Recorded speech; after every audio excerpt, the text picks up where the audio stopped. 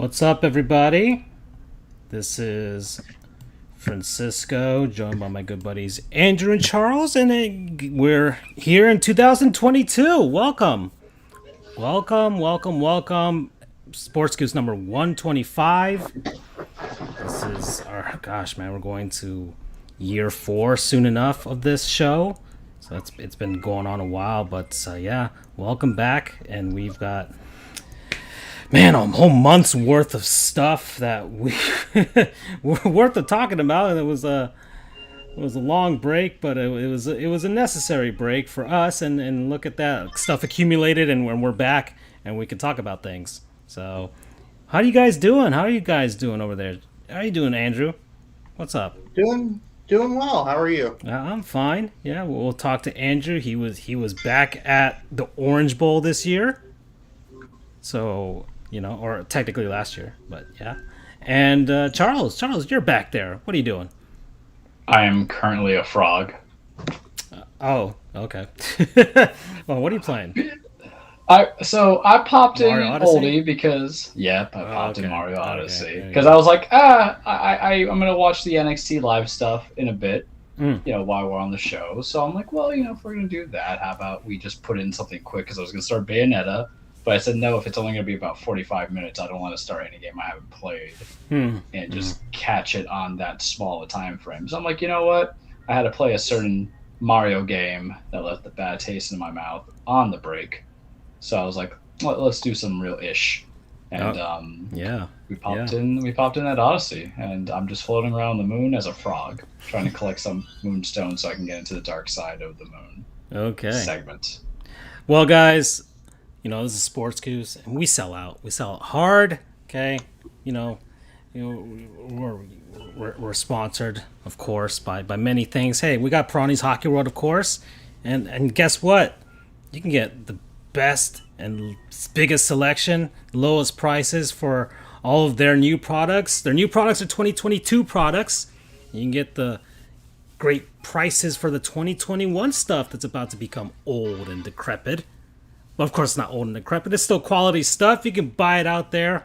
Go to our website, click on the banner, and you'll help us out. And you know what? Sports Goofs is now proudly sponsored by Mr. Tortilla, the number one best-selling tortilla on Amazon, guys. Hell yeah! Yeah, they're made out of a need for a healthy and affordable tortilla for the people without sacrificing the flavor. And their big breakthrough came when they were able to develop a 1-carb, 15-calorie tortilla. So now you can enjoy tacos without the guilt. So go to our website there too. Click on the big link for Mr. Tortilla and get yourself a big old stack of them and eat guilt-free. Guilt-free tacos, guys. Okay, we're shilling tacos now. This feels right. Of all the things we could sell out for, I'm just proud of us. Yeah. So, so we've finally made it once more, guys. Okay, we've hit another milestone. We're shelling tacos, and it all makes sense. So, there's a lot of stuff that went down, guys. NFL, we got college, we got hockey going, we got the NBA, right? It's hard to know where to start, so I'm gonna start us off. Okay, we have to pay some respects to some people, and I want to get a segment out of the way now, so we can, just kind of find a way to go into this. And let's haul y'all. A big one went down, guys. Another big one went down. We're doing John Madden. John Madden. Okay. So John Earl Madden. He finally passed away. So he made it into the Pro Football Hall of Fame back in 2006. He was a head coach, of course. Back in his playing days, he played at Cal Polytechnic State University. Okay, they're the Mustangs. If you didn't know, Andrew. Okay. I think I did know that one. But, Holy crap. but carry on. Yeah. So he was drafted back in 1958 in the 21st round of the NFL draft. 244th overall by the Philadelphia Eagles. However, he didn't play a single NFL game. He unfortunately got injured in training camp, and his playing career ended before it even started, unfortunately for him. Went out there, got a teaching degree, became a teacher, and then kind of one day was like looking at the coach's room, and he was while he was injured, he was like looking at the coach's room and looking at they were looking at video back in the day, and he was learning, and he decided to apply that teaching into coaching. Moved up the ranks, went through some college sports there. I think he was at San Diego State at one point, and then he became a coach, an assistant coach with the Oakland Raiders. Then became the head coach of the Raiders in 1969. Very nice. And yeah, Raiders coach from 1969 through 1978. That was his on and only stop in his NFL coaching career. But he never had a losing record. He only missed the playoffs twice in that time frame. Won Super Bowl 11 against the Minnesota Vikings. Then he became a broadcaster from 1979 until 2008. Broadcasted for all 4 major networks. Of course, his primary partner was Pat Summerall, the dynamic duo. Okay. And he won 12 Emmy Awards as a result of that. In 1979, he famously became extremely fearful of flying. He attributes that to a bout of claustrophobia.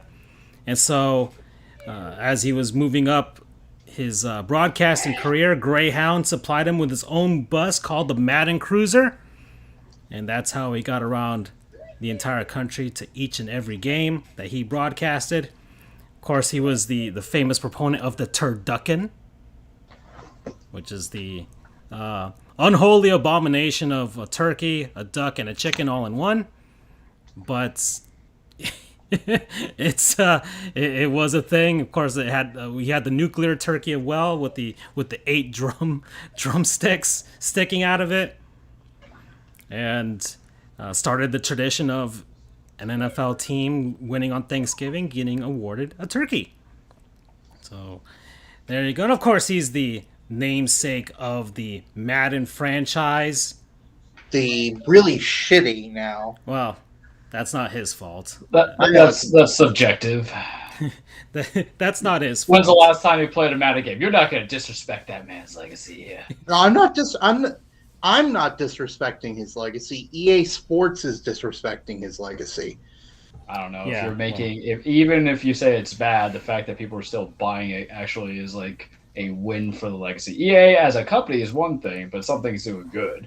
Be proud on John Madden for not being in a position where Tiger Woods went from having Tiger Woods golf to one too many situations, to which they took him off and put, I think, Rory, whatever his name is, on there. But yeah.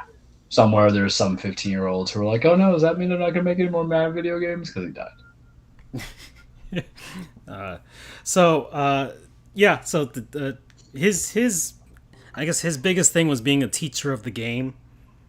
He always used that aspect of himself to try and open up the game to more people. That's why he always saw coaching, broadcast, and even the video game as a means to help us common folk understand the game of football on a more sophisticated level. That's why he was so prolific as a broadcaster. That's why a ton of people are mourning his passing in the NFL. And of course, the rise of the NFL as far as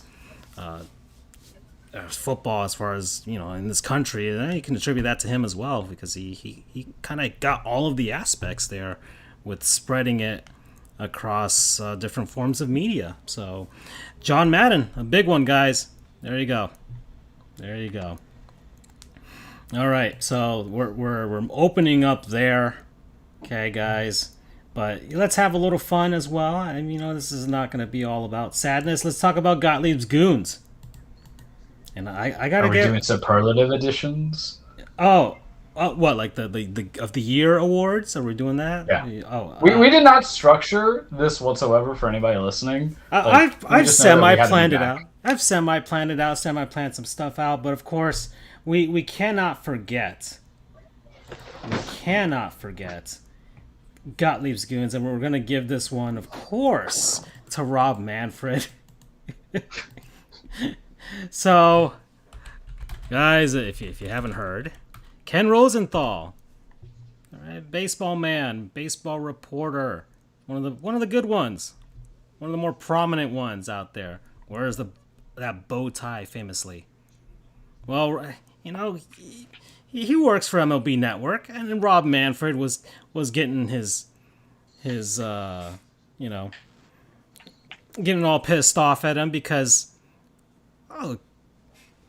Rosenthal was just kind of like, hey man, you kind of screwed up this whole collective bargaining between Major League Baseball and the Players Union back in 2020 when you guys tried to screw them over over the shutdown and the pandemic and all that stuff. And so you guys brought a lot of ill will to the negotiations this year, which haven't really even started.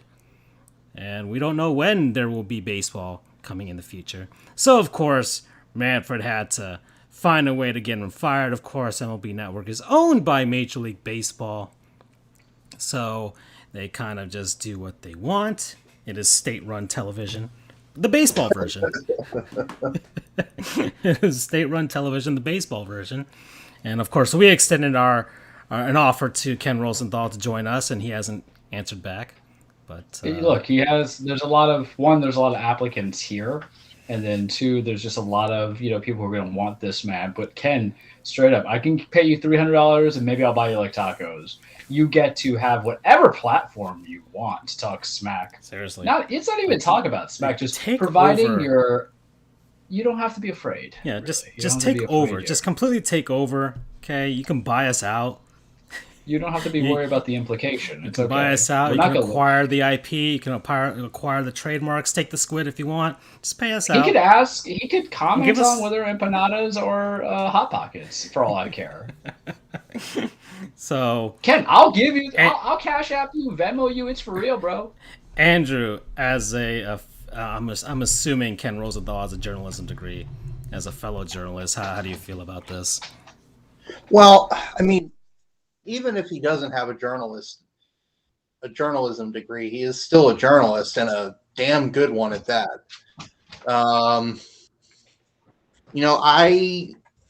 I commend him for sticking to his guns. I mean, I know lesser journalists. I don't want to dive too deep here, but I can name a couple off the top of my head. But lesser journalists would Bob Nightingale would toe the party line. It's one thing to work for The Athletic or ESPN, and I think Rosenthal, if I remember correctly, he does work for The Athletic. But regardless, I'm sure it is extremely tempting to want to toe that party line, but he said the truth. He said said a truth that is extremely inconvenient to Rob Manfred, because he's trying to push a dialogue, an alternate view of the facts here, that somehow the MLBPA is the bad guy here. They did the same thing last year when the COVID negotiations were going on. They're doing the same thing now.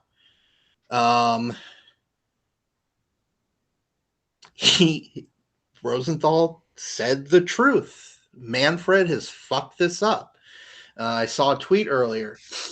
Someone said, "What is the worst contract in MLB?" And someone said, "Rob Manfred, $11 million a year." It's very true. You didn't have this. Let me take that back. I was about to say you didn't see this happening under Bud Selig, but then I remember that he was at the helm during the last one. Or if he was not the commissioner, he was way up there. seriously, lawyers need to not be commissioner anymore. They're really screwing up sports. But I digress. And I'm saying that as an almost lawyer, and I'm saying that to lawyers. But I will run the NFL to the ground. Don't worry.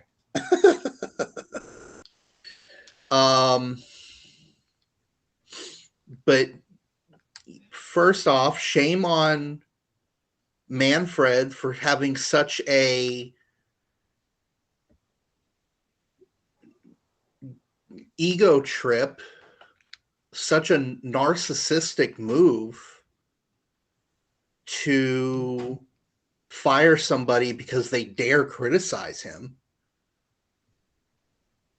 Yeah. I mean, it's entirely within his right to do it. You know, tyranny, basically. The man's a tyrant. I mean, it's one thing to, and you know, honestly, for the longest time, I because they were doing such a good job, I actually just forgot that MLB owned the MLB network. I mean, yes, I know it's in the name, but they have good programming. They have good analysis, personalities. Yeah. I mean, I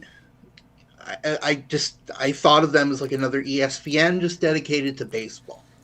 The NFL Network is owned by NFL, but I'm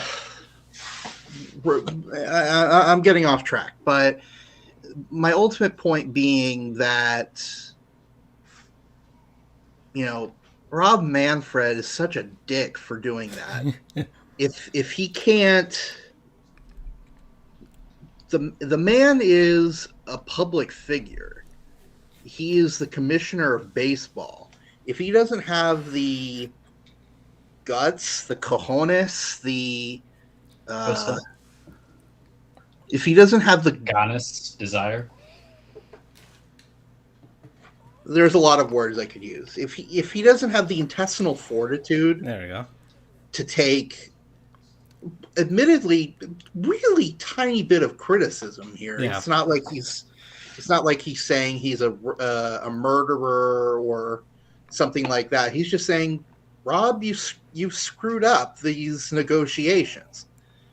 And even if Rob Manfred disagrees, which I'm sure he does, it's still a reasonable observation of the situation. It's not totally off base, even if you're someone who disagrees with it. It's not like he's saying Rob Manfred is trying to get all the players to play for free. No, that would be ridiculous. But you're firing him over that? I mean, it's have you guys heard of the Streisand effect? Does it involve Barbara? In a sense, yes. So the story goes that there was an embarrassing photo of Barbara Streisand out on the internet, and she wanted it taken down. But the problem is, by calling attention to it, she just made the problem worse. And now everyone saw it. If she had just left well enough alone, it would have just stayed under the radar. The modern day version has the Beyonce Super Bowl meme. Exactly. Yes, exactly. So Manfred, in a sense, did just that. If Rosenthal hadn't been fired, I wouldn't have heard what the criticism was. I didn't know that Rosenthal said it. I don't keep tabs on all of my favorite journalists on a day-to-day basis. I don't have MLB Network, and even if I did, I wouldn't watch it religiously. But then all of a sudden, you're firing this guy, and now it's news everywhere. And it's not good news for Manfred, because at the very best, it just makes him look sensitive and soft. And at the worst, it's saying, I own this network. There is no journalistic integrity at MLB Network. it might as well, as Francisco said, it might as well be state television. So you screwed up, Rob Manfred. Yeah, it's there is.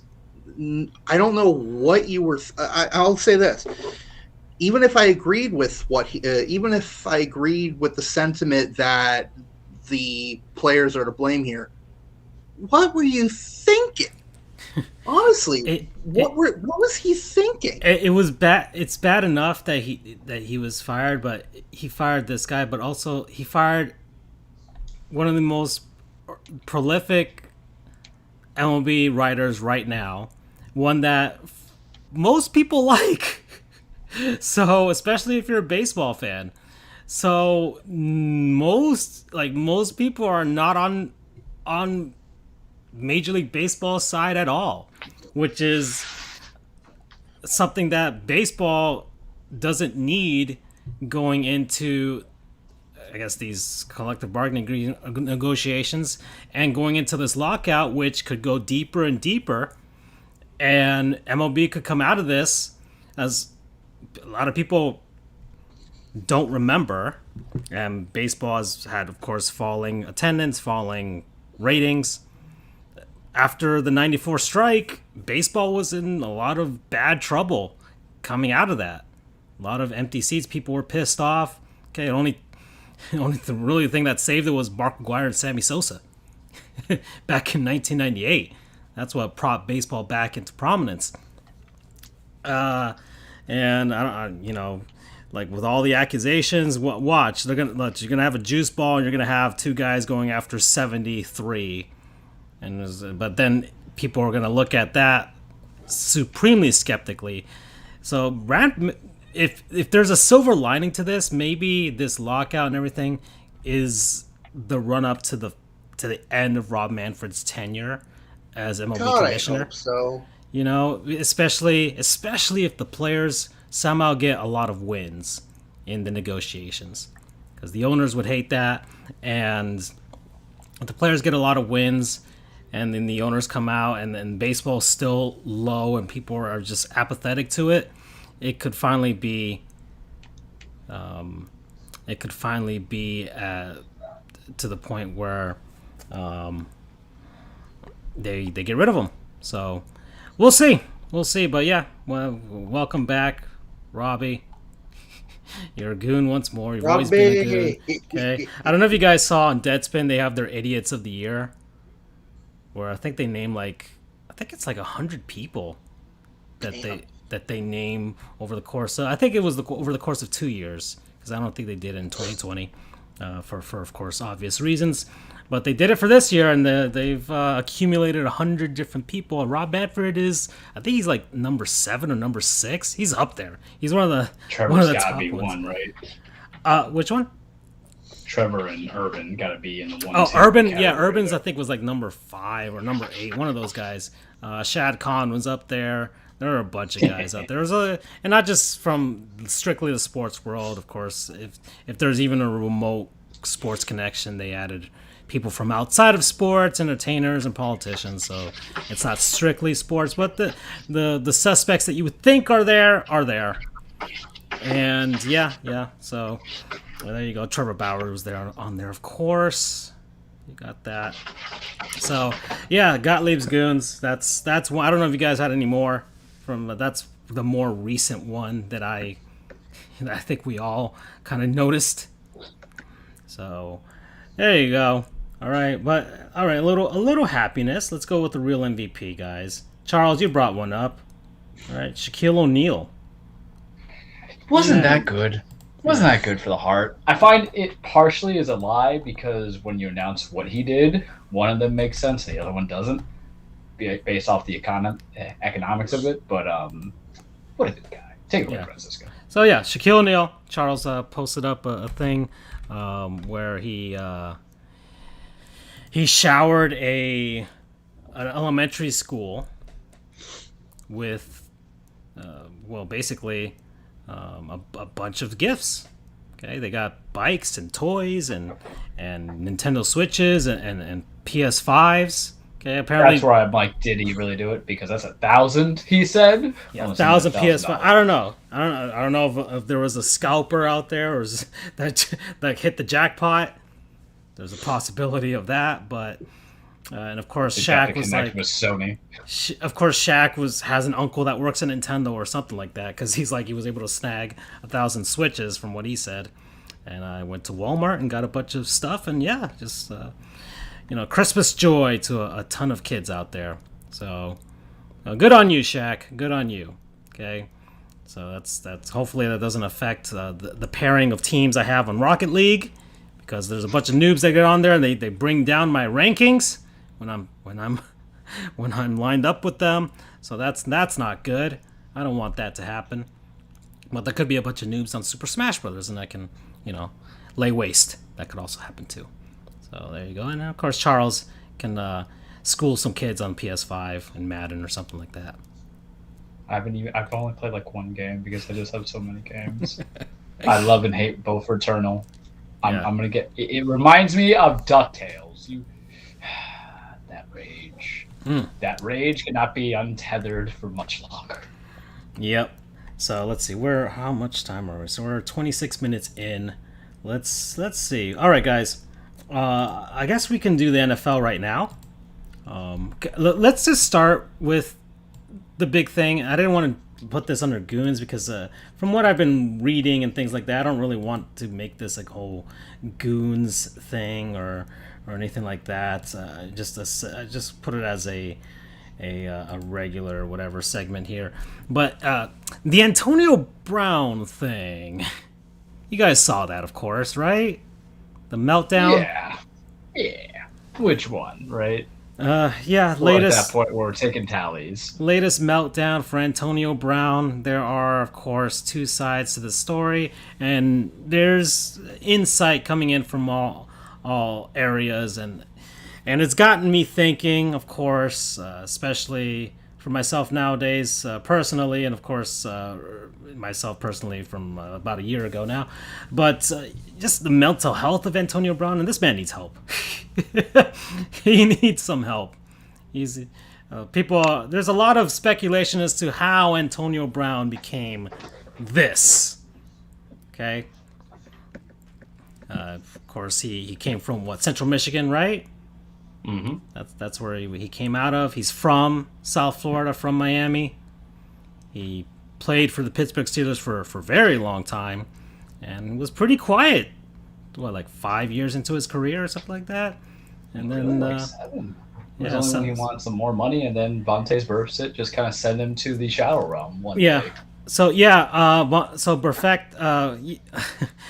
That was one of the things that people point out to, that maybe if you could inspect Antonio Brown's brain, he might be like the poster child for CTE, because a lot of people say that the hit that he suffered from Burfict kind of jostled his brain so much that it must have done something to him, because they said he wasn't the same type of person. He became more outlandish from there on out. Other people, and I guess other players and stuff like that, from what I've heard on sports radio and things like that, say that it was really, he became a diva when he got paid.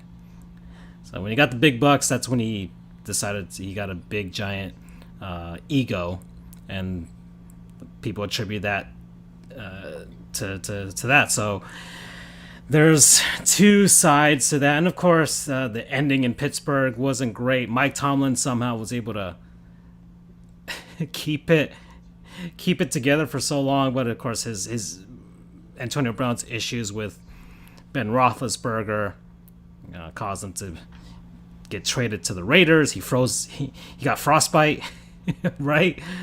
That was the thing that happened. Frostbite, then realized Mike Mayock's not a real GM. He's like, I'm out of here. Yeah. So issues in Oakland. In Oakland. They weren't in Vegas by that point, and then somehow was out of the game. And then the Buccaneers pick him up. Wins the Super Bowl ring. He went to the Patriots. Yeah, that's right. He was on the Patriots. That's right. That was right. So with Tom Brady and those guys. And then, the Buccaneers picked him up. and he won a ring with Tampa. But this year, they were losing to the New York Jets 10-24 at that point. And there are two sides to this. So we've got Bruce Arians, head coach of the Buccaneers, saying that he wanted him to get into the game, and AB was refusing because he was saying he was hurt. He said it twice, and then became an issue. And Bruce Arians was basically like, "All right, you're not going to play. Get off my team." And Antonio Brown got set off and kind of took that as, "Oh, I'm off the team." And then he took off his jersey and his pads, flung them someplace, took off whatever, flung it into the crowd. And then as the game was going on, went into the opposing end zone and was jumping around, hyping up the crowd. And then he just left. And he was gone. And then you had of course, the press conference. Bruce Arians saying he's no longer on the Bucs anymore. And from what Antonio Brown has been saying is that, one, he was hurt, and two, he was saying, I think earlier in the game they weren't putting him in or something like that, or there was an issue with him getting not his touches because he was targeted, but with the incentives, the bonus incentives in his contract. And he felt that the Buccaneers were kind of holding him back so that he wouldn't hit the thresholds that would, get that incentive, and they wouldn't have to pay him the bonus money. So that's a thing. And for a lot of former NFL players been sounding off on this, saying like, yeah, well, that is a thing. That is a thing that is a thing that happens. So it's not completely out of left field for AB to say that. And so a lot of players believe him with regards to that. But other players kind of look at what Bruce Arians did and was like, well, I mean, that was also pretty reasonable. So, yeah. So we're here with Antonio Brown. He's gone. You got to think this is it. This is it, right? In his career, like this is it. This is the end, right? I mean, I'm just saying, there's a certain team in Nashville that will take any receiver help because, we already rely on one old busted man who I believe will show out the blowout at the playoffs, I hope. Screw it, take him, whatever. No, wouldn't happen. He's done. Yeah. Because he has to actually, if he's cut and everything, no one wants to assume that contract. We're so late into the game. It takes too long to learn playbooks. You can't just be like OBJ, who doesn't really run routes. He's just anywhere near the end zone that he'll kind of catch it and go and get the touchdown. But it's too complex. Today's NFL is not easy for players to just kind of go on a couple of weeks' notice unless they have familiarity for that system. Yeah. Okay, so all right. Well, that's it for that. The irony was the Buccaneers came back to win that game, 28-24. Of course, it's the New York Jets, so yeah. But it's Tom. Yeah. So there you go. The Buccaneers came back to win that game, and that's it. That was it for that. All right. So let's go on. So this was week 17. A lot of stuff has happened. I'm gonna kind of go over where we are with regards to the final week of the season that's about to pop up. The playoff race is going down. So we're going to start with the NFC, and then we'll get to the AFC because that's where the teams that we care about. I have one team that I hate, but you guys know my feelings of that. We'll get to that. So NFC, number one seeders are the Green Bay Packers. Yeah. Yeah, there we go. That's what I was looking for. Green Bay Packers, number one seed, 13-3. Play real people. Yeah, leading the NFC North. Aaron Rodgers showing out for his final season in Green Bay before he gets signed to the Miami Dolphins. Listen, I put that groundwork on there for you. Yeah.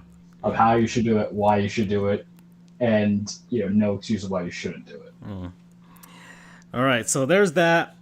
The number 2 seed, the Los Angeles Rams, leading the NFC West. So that's set in stone there.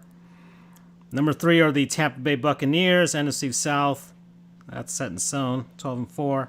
Dallas Cowboys, leading the NFC East, 11-5. Right, so those are your all your division leaders. And then the wild cards. We got the Los Angeles Rams. Or no, gosh darn it. I'm looking at this wrong. The Arizona Cardinals, okay, who have been proven to be frauds. Frauds! Oh. That was... Charles was vindicated over this month. Look, real quickly, Sandlot football means nothing. Y'all just held on because you had a great man named DeAndre Hopkins, even though they won games without him. I can't explain it. Explain that. How Colt McCoy come on without DeAndre Hopkins, but how Kyler Murray just kind of nosedived without him. I don't know. So there's that. The San Francisco 49ers at number 6. And the Philadelphia Eagles at number 7. So that's what's going down. Those are the playoff spots right now in the NFC. So and well, you've got the New Orleans Saints still fighting. I think they have they're the only team that has a shot to take that final spot. I think. Yeah, I think so. They need a lot of help though. Mm-hmm. Yeah, they do need a lot of help, but there's a possibility that they could take that final spot. And that's it for the NFC. Then we got the AFC. Charles's Tennessee Titans are number 1 at the moment. Without Derrick Henry, they're 11-5, leading the AFC South. But he might be coming back. So Charles is warming up, doing his hand stretches. Okay, the Kansas City Chiefs. Trash. AFC West. 11-5, type of team that are like, can we turn it on when we feel like it? We'll see. The Cincinnati Bengals winning the AFC North. Joe Burrow. Yay? Joe Burrow somehow surviving. He hasn't died yet, and he's survived thus far. Led the Bengals to an actual division title. And then we got the Buffalo Bills. 10-6. All right. And then the wild cards. The New England Patriots still got a chance to win that division over the Bills. We'll see what happens in the final week. The Indianapolis Colts is in there at number 6. And the Los Angeles Chargers should be in San Diego at 9-7. The Vegas Raiders have a chance of also making the playoffs, 9-7. I think the Steelers... Mathematically are, but everybody's got to lose. Yeah. So there's that, and then that's it. So there we go. So how did we get here? What happened over this past weekend? Well, Charles, let's start with the head-to-head that we had. Your beloved Titans versus my hated Dolphins. And I was vindicated this past weekend, guys. You guys remember my rant? Back in, I don't know, was it October? Something like that? Pretty much it was October. Yeah. They were 1-7. And I finally had it. I finally said, you know what? I'm done with the Miami Dolphins. I am done with them. I will not follow them. I will not watch their games. I am done. I have finally stopped drinking the Kool-Aid. They do this every year. Just find a way to, and this was the year. The year that I was given actual hope. I went to training camp, guys. Doug dragged me to training camp. He bought a helmet. Memorabilia. I bought a hat. I bought 2 hats, guys. I bought 2 hats. Like I was like, this is legitimate. I'm legitimately excited. Hooray! And then of course they became the Dolphins. 1-7. I'm like, you know what? Screw this. Screw all of this. And then they win a game. Then they win another game. And then they win another game. And they win another one. And then they're back at 500. And then they are above 500? Yeah. They went 8-7. But I held firm, saying I still don't believe this. They're gonna find a way to screw this up at the end of the season. Watch. They're gonna do it. And I even told Doug, I'm still not. I'm not gonna believe. Why? But South Florida. I was listening to sports radio. Everybody started drinking the Kool-Aid. Gosh, man. I listened to Hockman and Crowder. on the show, and he had like this question. Are the Miami Dolphins as constructed right now? Not at the beginning. Are they a playoff team? Like they were throwing around those questions. I'm like, no, this team is not a playoff team. Okay, there's a reason they were 1-7. There's a reason for all of this. But on Twitter, people drinking the Kool-Aid. Tua is an actual good quarterback, guys. He's the most accurate guy on the planet right now. He can throw it, and he'll throw it right at the guy. He'll throw it right at the guy. He can't throw it far, but a little bit closer, and he'll throw it right at the guy, and he's pretty accurate. Like there was all things like Tua's finally coming into his own. He's going to be a good quarterback, guys. We see it did work. The tank for Tua did work. We didn't have to draft Herbert. We didn't have to completely tank forever and get Burrow. No, we got our guy. He's our guy. But guess what, guys? The Dolphins finally played an actual team. An actual NFL caliber team. That was the Tennessee Titans. Tua, once again, was put forth in an actual, hey, you got to win situation, not garbage time. Not garbage time against terrible teams like the New York Jets and the New York Giants, okay, and a fraudulent team like the Baltimore Ravens. Like real teams. The Tennessee Titans. Ryan Tannehill. Okay? The ultimate revenge. Everything I ever wanted. All the things. The Miami Dolphins are terrible. That old segment that we did, like it finally came to pass. This team fucking sucks. And I was right. I was right to get off of this ship, and I'm not coming back. I'm still not back, guys. I don't. This team sucks, and there's no way to fix it. And Tua is not good. Okay, so Tua is not a good quarterback. He was the most accurate quarterback in the last couple of weeks. That's all I heard. Yeah. His completion percentage is 70%. His touchdown interception ratio 15-4. Yeah. Well. Jalen Waddle putting in this work. Mike Gesicki supposed to be the best tight end known to mankind. Xavier Howard supposed to be like the best. Yeah, the Dolphins defense. They're back, guys. The Dolphins defense is back. Whatever. Tua's good. All right, it's just our offensive line. Our offensive line's what's holding everyone back. The Dolphins, as a very important thing, hold everyone back. It wasn't just a loss. It wasn't just like a close loss. It was 34-3, man. Yeah. Granted, some of it was like garbage time touchdowns by us because we were just bringing that hatred. But I was watching that game, and the first half, I'm like, all right, relatively good. 10-3, you take it, or 14-3, you take it, whatever the thing is. And then came that third quarter. And then came all the Tua can't hold on to the ball whatsoever. Yep. Handoffs were dropped. There was like a fumble of him just dropping back, trying to get the thing in throwing position. It's as if the guy has never held the ball before. And that's sometimes the issue that some people have. They're playing in inclement weather because they're not used to it. And you're really not used to it all the time in college, because I can't recall, maybe Andrew can get some life in here because we're talking NFL. I can't recall the last college football game I've seen where there's like heavy rain. There was some rain going on in Tennessee, but everything was bad. Remember when they started out like 1-7? I made a comment to you in our group chat where I'm like, man, these guys quit playing for Flores. It really kind of showed, because you don't get blown out in must-win games often. You don't play hard for your coach if you're getting dropped by 31 points. It shows that there wasn't really preparation on any side of the ball, offensively or defensively. And Tua was inaccurate completely, but it really doesn't feel like there was a game plan, because you had two teams that are constructed similarly in theory. But the one thing about Mike Vrabel is that he will at least be willing to kind of adapt to certain things if need be, whereas Brian Flores is just like, play hard.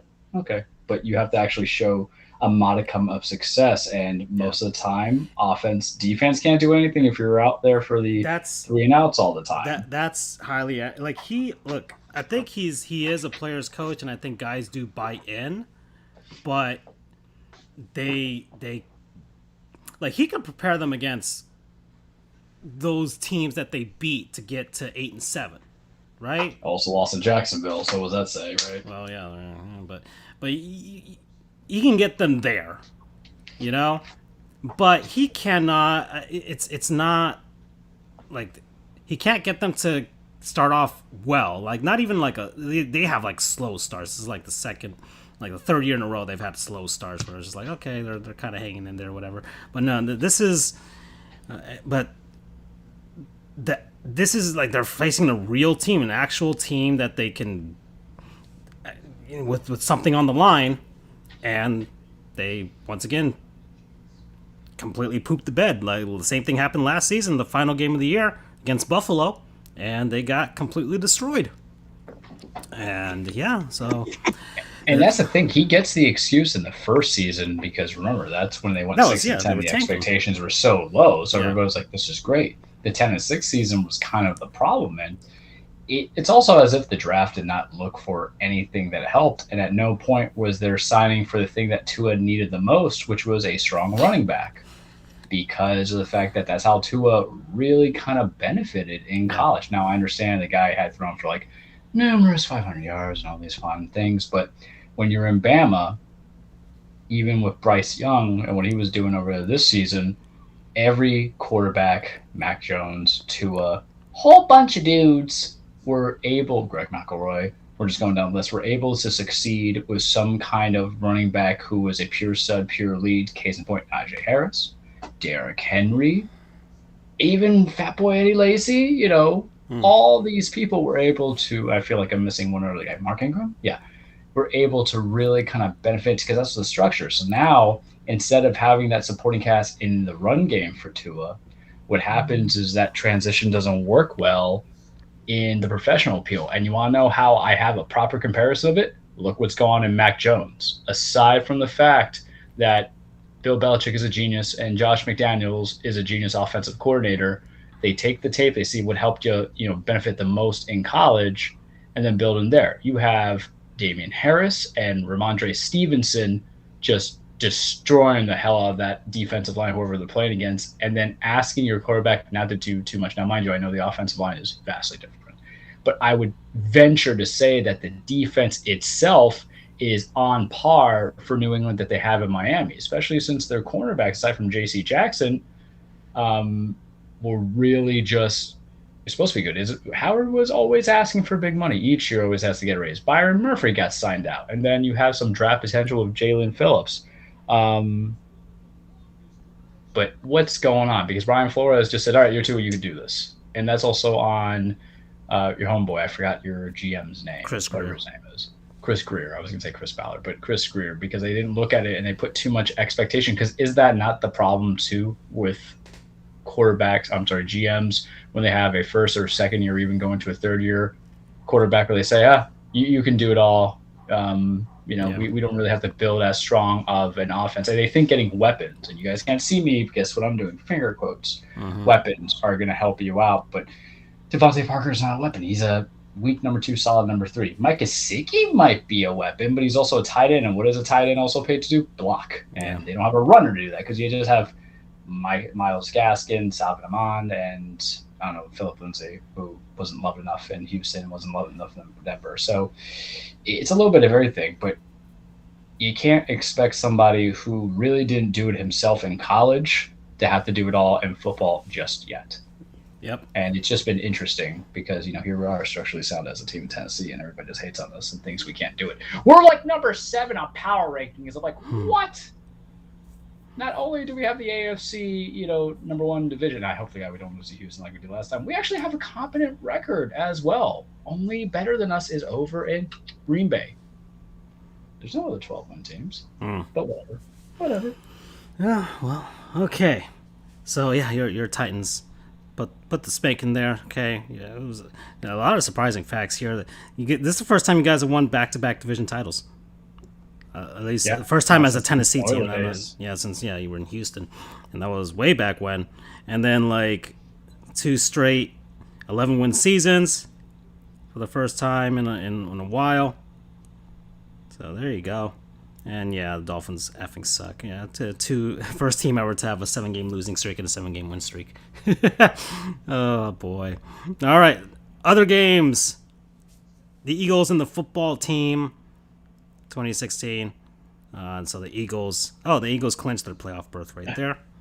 Sirianni, Coach of the Year, saying that right now. Yeah. I didn't expect much from the Eagles, but look, Jalen Hurts almost died because the Washington Football Stadium was doing a better job of sacking him than the actual team.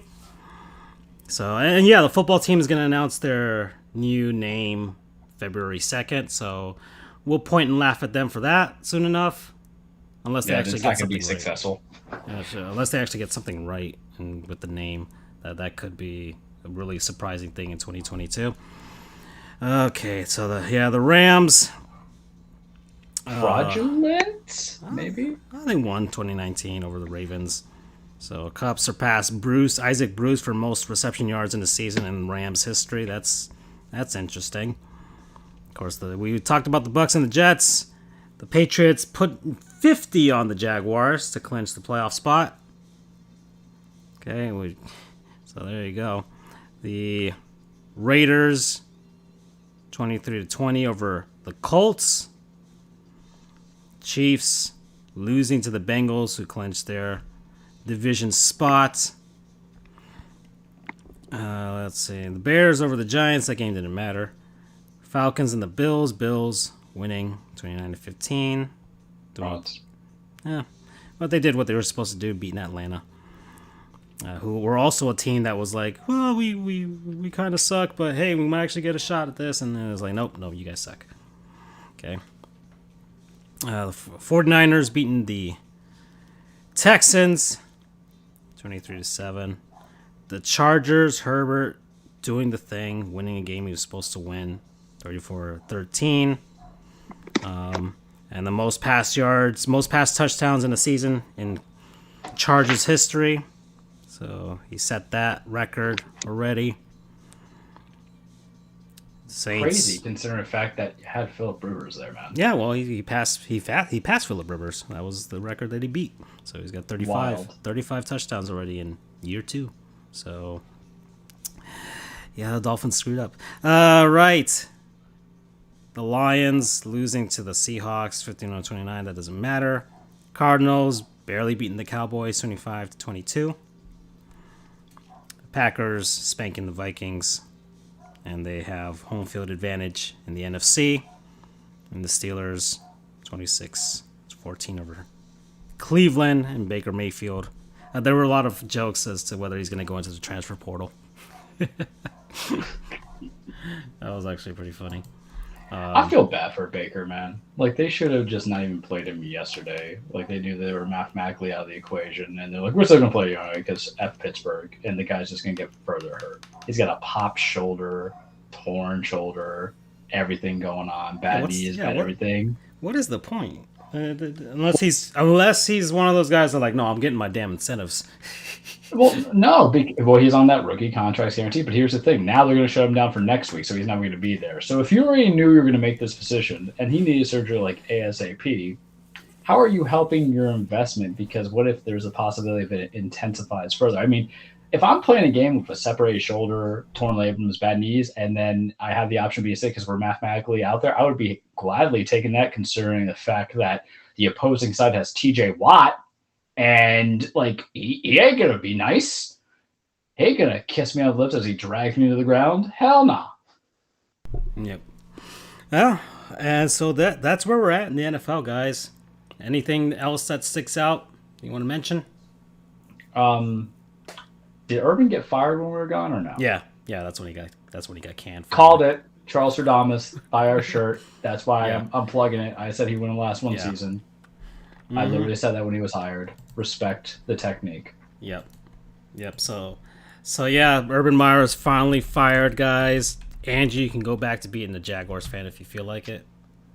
You know, so you can go back to that. And yeah, this is up there with one of the worst coaching hires in NFL history. I would say it's up there. Okay, and yeah. They here's the thing. We talked about Shad Khan being a joke too, a little bit as a bad owner. This is not the first time he has fired a coach within 1 year. He did the same thing to, I believe, Mike Mularkey when they went 1-15. Yep. When they hired him, when they had Blaine Gabbert as their quarterback. So you talk about not being able to get it right. Boy, howdy. Boy, howdy. I guess the best thing is you can't go any lower. Unless, Shad, if you're hearing now, you just hired me. And I will give you the first ever 0-17 team. But I played a lot of Madden, so I could probably coach it up. Slants, verts, baby. So, yeah, that happened. And then I'm going to show this off in the Goose Nest gift shop. We have the Charles Stradamus t-shirt now. Okay. Not just the t-shirt, you can get the hoodie, you can get stickers, you can get the mug, you can get the mask if you feel like it. Okay, because it is a sweet beard. A lot of eerily accurate predictions by this guy, and we finally immortalized it in the form of merch. So get yours. Okay, $20. I predict you will all look good if you wear it. Yeah. So we're done with that. We got all kinds of stuff there on the gift shop. So check that out if you feel like it. Where are we at here? Okay, what else can I talk about? What else can go down? Let's see. Let's take a look at the scoreboard right now. So we got NHL. Can you guys hear me? Now we can. Now we can. What's up, Andrew? We didn't know if we bored you with football or not. For some, I don't get it. For some reason, my mic keeps cutting off. Is the plug completely plugged in? Maybe sometimes it loosens up. No, I'm just using the computer. Oh, it sounds pretty. Yeah. Oh, okay, it sounds super clear. It's a new laptop. Oh, nice. But I don't know why I forgot about it, but I have a Gottlieb goon. Oh, here we go. Let's do it. Well, I'm not sure if this is the first time I've brought him on the show, but damn if I shouldn't have brought him on before. Kirk Herbstreit. Oh, yeah.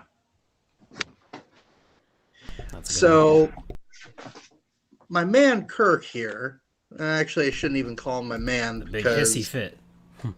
He's on my shit list right now, and makes sense considering I'm calling him my Gottlieb goon. So there's been a debate recently over the past few years, mainly since the college football playoff began in 2014. That's when this started to kind of happen more and started to kind of come to the forefront. You have players that are opting out for college football. You guys that are opting out of their bowls. Yeah, this is the big thing going down. Andrew, can we start this conversation going into the second half? Sure. This is a big one, and I think it's probably the topic at issue going on right now in college sports, in college football especially, right now. So let's put a pin in that because we're getting to the halfway point, guys, and we know what that means. It's a word from our non-sponsors, people, places, things, concepts, what have you, that we've been enjoying over the last, well, we could even say the last month, over the holidays, over the new year. So, who wants to start off in 2022? I'll do it. All right, Andrew. Considering that I just brought it up, my non-sponsor is Hewlett Packard. Oh, here we go. I support this. Hewlett Packard, which is an electronics company, is the manufacturer of my brand new laptop. It is, needless to say, you I'm desperately needed one. Yes, I desperately needed one. One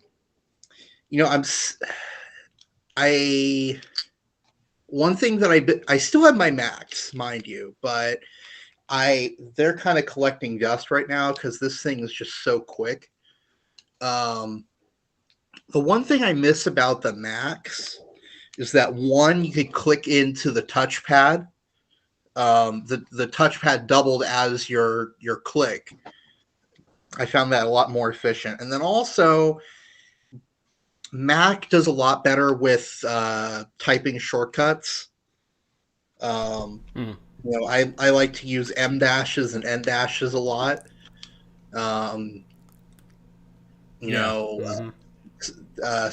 Section symbols, all that jazz. Yeah. you have to enter these alt codes in. And Yeah, it's more trouble on a Windows. right. That being said, and also the just in general, the shortcuts are a lot harder. Like to take a screenshot, hell of a lot easier on a Mac. You just have to click 3 buttons, bam, bam, bam. There you go. Yours doesn't have like a print screen button. That's usually the screenshot button on the True, but PCs. I don't usually try to do the whole screen. I usually do one window. That's the thing. That's a thing. Yeah, it takes the whole screen instead of just an actual window. But I digress. I'm sure as I go on, I'll find tips and tricks. But man, this thing is fast. What's the model? So I can look for it here. It is. Let's see. Doesn't say it on the front there, or on the bottom. Here we go. Hold on.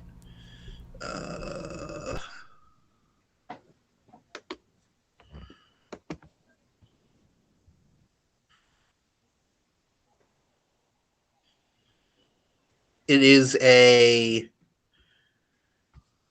15-DW3.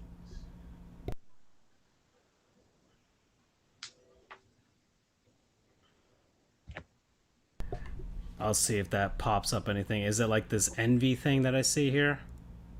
I have a Pavilion X360. I have a little sticker. Let's see. Is it a i5, an i7, solid state drive? It's got to be one of these. Like, is it like? Does it turn into a tablet? Is it one of those? No. No. Okay. Okay. It's got to be this NV13 here. That kind of looks like it. Right? Does it look like that? Let me Is see. it 13.3 inch screen? It's silver. It is silver. That's what they show here. I don't know if anything, it'll look similar to it at least. This isn't one of those 2-in-1s. No, it's just the laptop. Okay. Yeah, even on my 2-in-1, I kind of find it. A tablet's just much easier. The 2-in-1 thing sounds like it's a good idea, but I think it's more unwieldy, especially from the size of it. But I don't know. But either way, I don't use a tablet form on my one. either way, Andrew's got a PC. That means you can game on it, Andrew, and that means I could send you all the things to get all the free games. Hell yeah. You can actually play a game. Yeah, look, hey man, we got Tomb Raider. You can still claim Tomb Raider if you feel like it. I don't know if you're all the that Tomb thing. Raiders. Yeah, I don't know if you can. Man, you might be able to run it on completely low settings too. There's a possibility. So you can game on that. So that's opening up to you. So we'll see if we can turn Andrew into a hardcore PC gamer, PC master race. Okay, and then he'll dye his hair pink. He'll have RGB laptop and mouse and and chair. He'll have a gaming chair. It's like, yeah, damn for he'll live 69 here. So, but you're enjoying it. The speed obviously is probably the huge upgrade there, and you sound super clear, dude. That mic is pretty good. That's in it. Yeah, I'm very surprised. I mean, let me tell you this. So, I currently have 3 laptops. One of them I use kind of as a tertiary auxiliary. That thing is from 2008. I barely use that. Although that was the laptop I used while I was in law school. So that thing almost made it to 10 years as an active use. The 2 that I use most now are from 2012. So they're at 10 years, more or less. The one that I prefer, which is a lot faster, unfortunately, if a couple of the keyboard broke on the M period and comma keys, Ooh, So those are super makes- necessary. it makes typing really hard. I have to just copy and paste all the time. So then I have this other one, which is a lot faster, which the keyboard works, but it is slow as hell. But now I have functioning keyboard and speed. So I am very happy of this development. And, you know, like I said, I prefer the Apple shortcuts and all that, but I mean, it's not the end of the world. But yeah, that's been a life changer. I can actually do shit now in relatively quick speed. Okay. I'm happy for you, man. I'll have to show it to you next time I can see you in person. Promo code bad shortcuts. Okay. Who's next? Sure. All right. That's how we started to it. Because, you know, I'm coming in the ideas with superlatives, but then, you know, my brain had to go functioning because I can't live in the past, guys, you know. But, however, past can lead to the present, which is the future of all things. So I look back and I say, what have I been doing a lot of times? And there's so many options that I can give credit to, I can enjoy. But to do so would be like giving, you know, homage and appreciation to Disney, and that makes me want to vomit a little bit in my throat. So instead, what I'll do is I'll just namely specifically address the show. How about this? So I saw the biggest Marvel blockbuster out there in 2021, and I was holding on to it for 2022, and it was not Spider-Man. It was Hawkeye on Disney Plus, and that is such a good show. It is just so damn good. I don't binge a lot. You guys know I'm bad about it. I am that person who will start something and then forget about it, or I just have it just kind of get stuck in my head a little bit. So this is going to kind of be a twofer because it is like two shows, but one of them's on a declarative. On a like an asterisk. One of the asterisks is Dexter New Blood. That's the past to the present, going to the future. I love Dexter originally, and now it's on New Blood. But the finale is like next week, so I can't comment on it, but watch it, and then we'll hear my rage next week. But talking about Hawkeye, we all like Avengers. I hate Disney. I like Marvel. I hate Disney. I hate Disney what they did to Star Wars. They bastardized it in the worst way because they thought that Star Wars is about flying, glowing light sticks and explosions and all this other stuff. And it wasn't that. I won't belabor the point of what Star Wars meant to me individually, but it wasn't whatever the hell they decided to do from episode 7, 8, and 9, which is weird because I like 7, even though it's a rehash of New Hope. I like 8 because I like the idea of Luke messing up. I have so much mixed feelings about Skywalker or Rise of Skywalker, but I digress. So I was very anti-Disney Plus. You couldn't sell on to me. I didn't care about all the other Marvel shows. I don't care about Scarlet Witch missing her sex toy that is Vision. I don't care about Captain Soldier or Captain. Well, it is. I'm sorry. I don't care about Captain Falcon and Winter Soldier, even though I like the two characters, because really you just could have used that to transcend into the plot of your 4th Captain America movie. I don't care for What If. I hate multiverse as a theory because maybe I'm a person who lives in the past or in the future, and I'm always very stuck on every decision I make. And I didn't care for there was like one other one that came out, but of course I forget it, and my ranting and raving and my hatred of things because I'm petty. But I like Hawkeye. I've read the Matt Fraction, David Aja comics. I like what they were going with it. I do read comics, so I don't need it to be shot for shot, word for word, everything to be a purist kind of thing. So I'm like, fine. The trailer looked fun. It looked grounded, which is what I needed it to be. I'm sick of these big old explosive, you know, multiverse galaxy things, considering the fact that certain characters shouldn't really be the ones introducing the concepts of multiverse. Spider-Man. But you're telling me you're going to a Hawkeye show? Fine. I watched it like start to finish in one day. 6 episodes ranging from 40 minutes to an hour. And it was just a lot of fun. I can't wait to cancel my Disney Plus subscription because it feels so dirty because of it. But Moon Knight comes out, and I did also read Moon Knight from the Warren Ellis construct, so that's really good too if you want to read stuff. Kanashu or Noshu, whatever they call his moon god. But there's certain time. Oh, I'm a sellout, guys. We already know that. So I feel like I just hate the fact that I'm defending myself on this, but I can't recommend it enough. It is fun. It's adventurous. It's got heart. Kate Bishop is an excellent secondary character. They took the liberties with some stuff. There's some big surprises in there that some people hate because they're associated with other things other people love. I feel it really comes down to the fact of what this show did well is where all the other Disney shows failed, is that they made Hawkeye your favorite Avenger without you realizing it. Scarlet Witch is my favorite Avenger after she had the opportunity to have 6 episodes to make a TV show. Nor is Winter Soldier, or Captain Falcon is what we're going to call him now until he fully encompasses it in the 4th movie. And damn it, I know there's another show I'm forgetting. It's going to bother me, folks. It's going to bother me so badly. Daredevil? But this... No. Listen. The Marvel construct, we never betray that. But I'm talking about Disney MCU shows, because it definitely wasn't What If. Yeah. But they achieved what I think they had to do with Hawkeye, which was to make him, either someone you can really root behind and favorite. Yes, you do have to watch.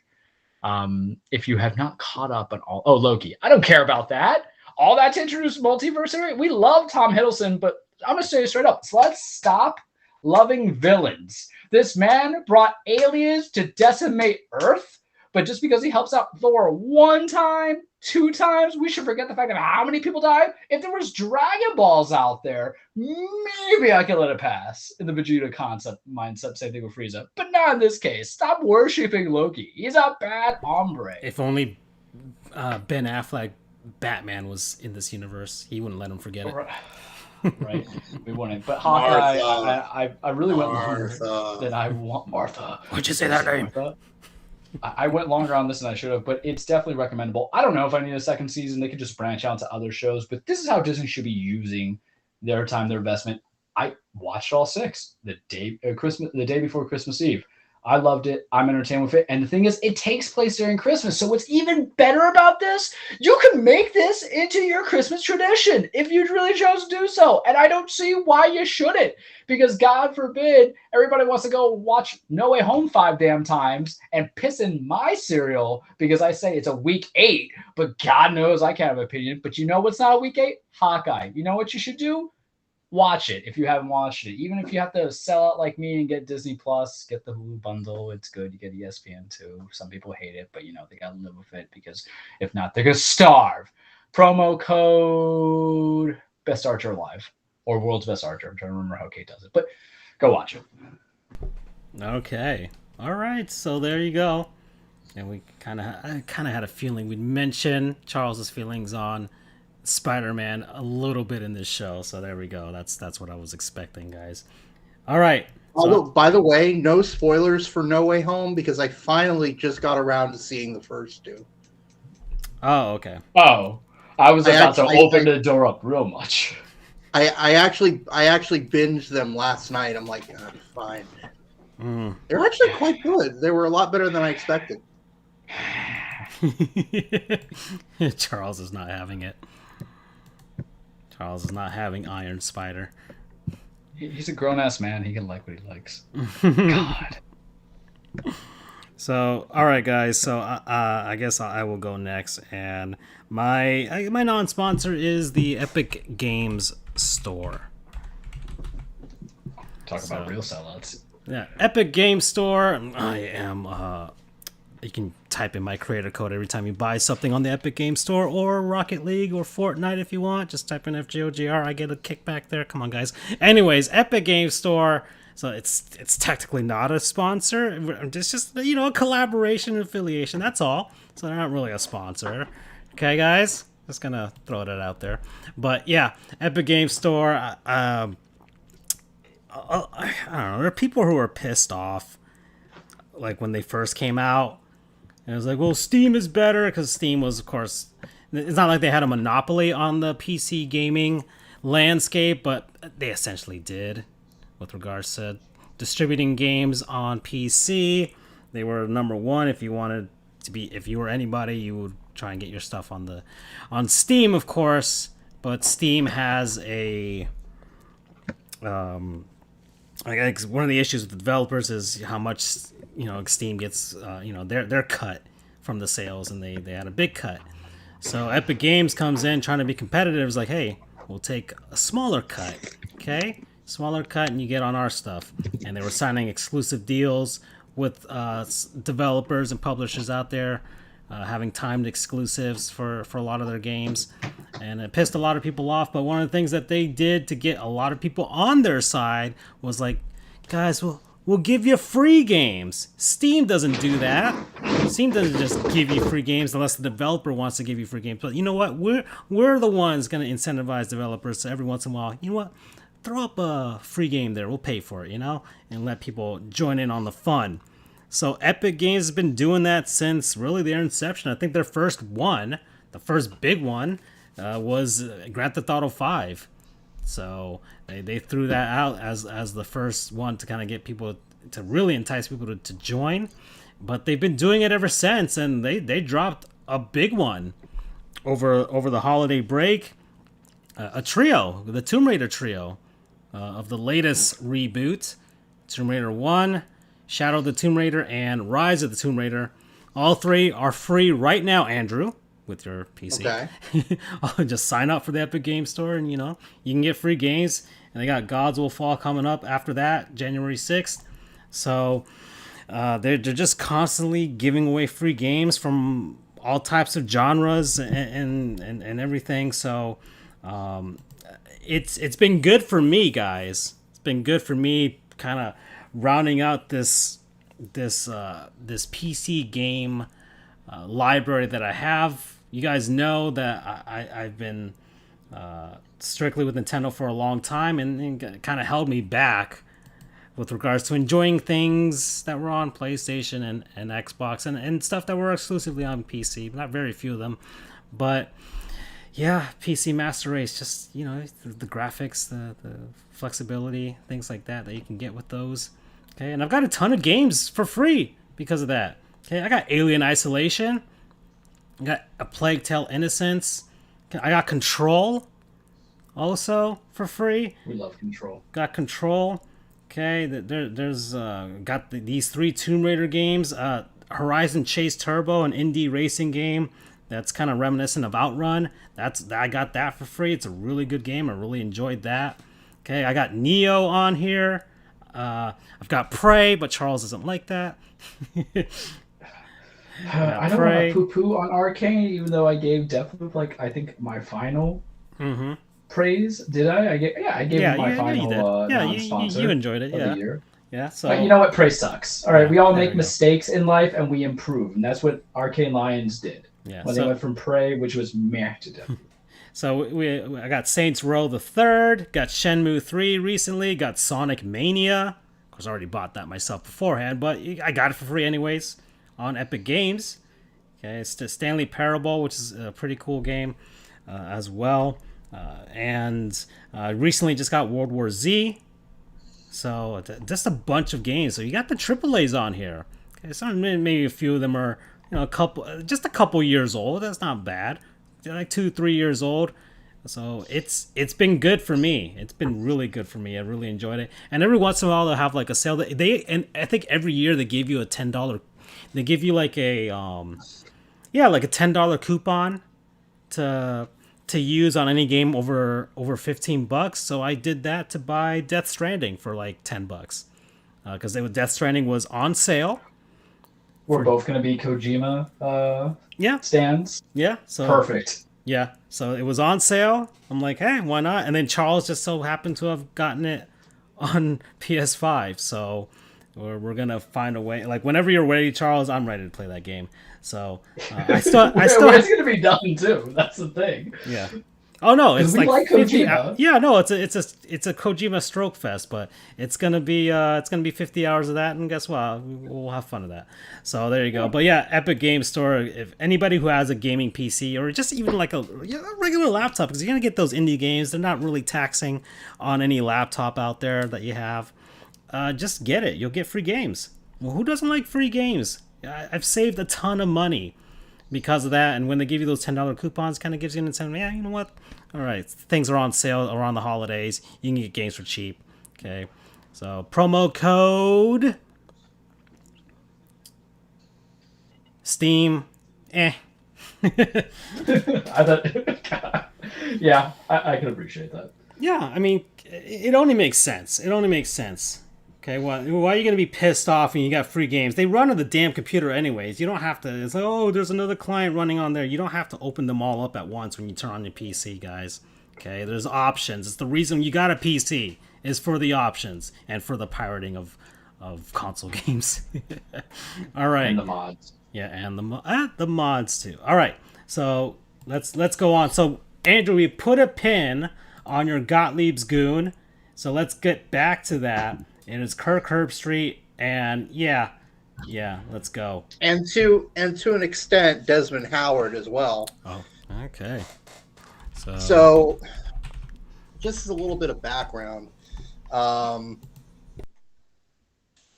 So since really 2014, when the college football playoff has, in a sense, sort of devalued the non semifinal or final games. So really, it's even the biggest bowls, the Rose Bowl, the Peach Bowl, the Fiesta Bowl, when they're not a semifinal, they are they are relegated to a lesser rank, even though they are the New Year's Six. And that's not even mentioning the second tier bowls like the Citrus Bowl, the Outback Bowl, the Gator Bowl. But then when you're talking about the lower tier bowls like the Camellia Bowl, the Jimmy Kimmel LA Bowl, yeah, you name it. Mm-hmm. There are 42 bowls. I could go on for the rest of the show discussing each of them, but hey, we actually did that before the break. Yeah, we did do that. Or slightly after the break. But anyway, so you see a lot of players. A lot is a very relative term, because when each team has 100 kids and there are 130 schools, you're looking at 13,000 football players. Is that correct math? Yeah, well, okay. So, but yeah, it's a lot. Yeah. Tree if you're asking lawyers to do math, but but it's a lot. It's a lot of people.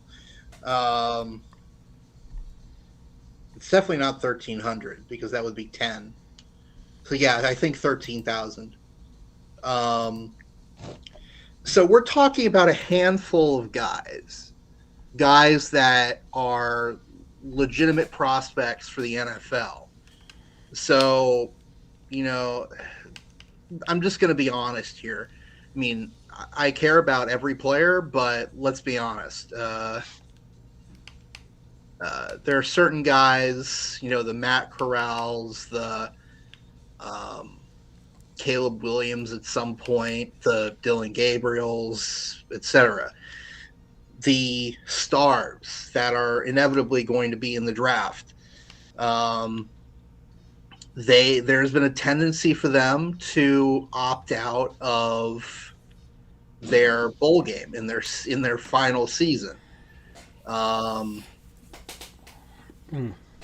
And the reason is pretty simple. They don't want to get injured.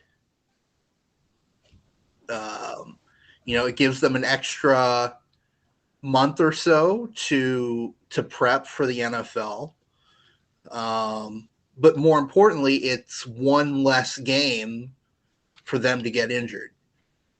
And a very large contingent of people, and it's heavily supplemented by people like Kirk Herbstreit and Desmond Howard, are questioning the dedication of these players for opting out.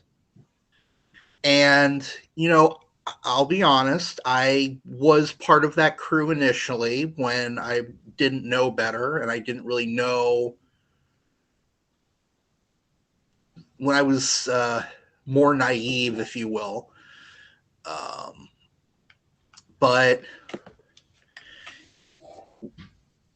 listen, it's up to them. They don't owe anything to us as fans, to the school. They're literally not getting paid. That's another thing. They're not contractually obligated to play a game. I mean, in a sense they are, because if they choose not to play through the regular season, they can be stripped of their scholarship or kicked off the team, but it's one game. What are you going to do? Kick them off? They're going to the NFL. That's their final season. What are you going to do? But you've got Kirk Herbstreit here saying he was wondering why the non-playoff bowl games were meaningless to players. Isn't that what we do as football players? We compete. I don't know if changing it, expanding it the playoff is going to change anything. I really don't. I think this era of player just doesn't love football. And then Desmond Howard, who won the 1990 Heisman, and bear in mind, Kirk Herbstreit was, I'm going to look up his stats in college. So he played for 4 years. Uh-huh. He had a grand total of 197 completions for 349 yards. There are quarterbacks today that rack up more than 349 yards in one game. He was a mediocre at best quarterback in college. He played, and the amazing thing is, he played all 12 games in his junior and his senior years, and he played 10. He played 12, 24, 34, 42 games, which is quite a lot. And yet, somehow, he only had 5 touchdowns to 11 interceptions. His only decent year was his senior year, where he had a pretty good 1,900 passing yards. But even then, he had a 4 touchdown to 6 interception rate. That's shit. Yeah. And Ohio State only got to the Citrus Bowl in 1993. So I mean, that's a. I'm going to be honest. That's a shitty quarterback. You suck, Kirk. Even Tua's better than you. Well, at the college level, absolutely. Tua, I think Tua could have won the Heisman, but I digress. Tua did win the Heisman, right? I don't think so. No. Well, okay. Didn't. But regardless.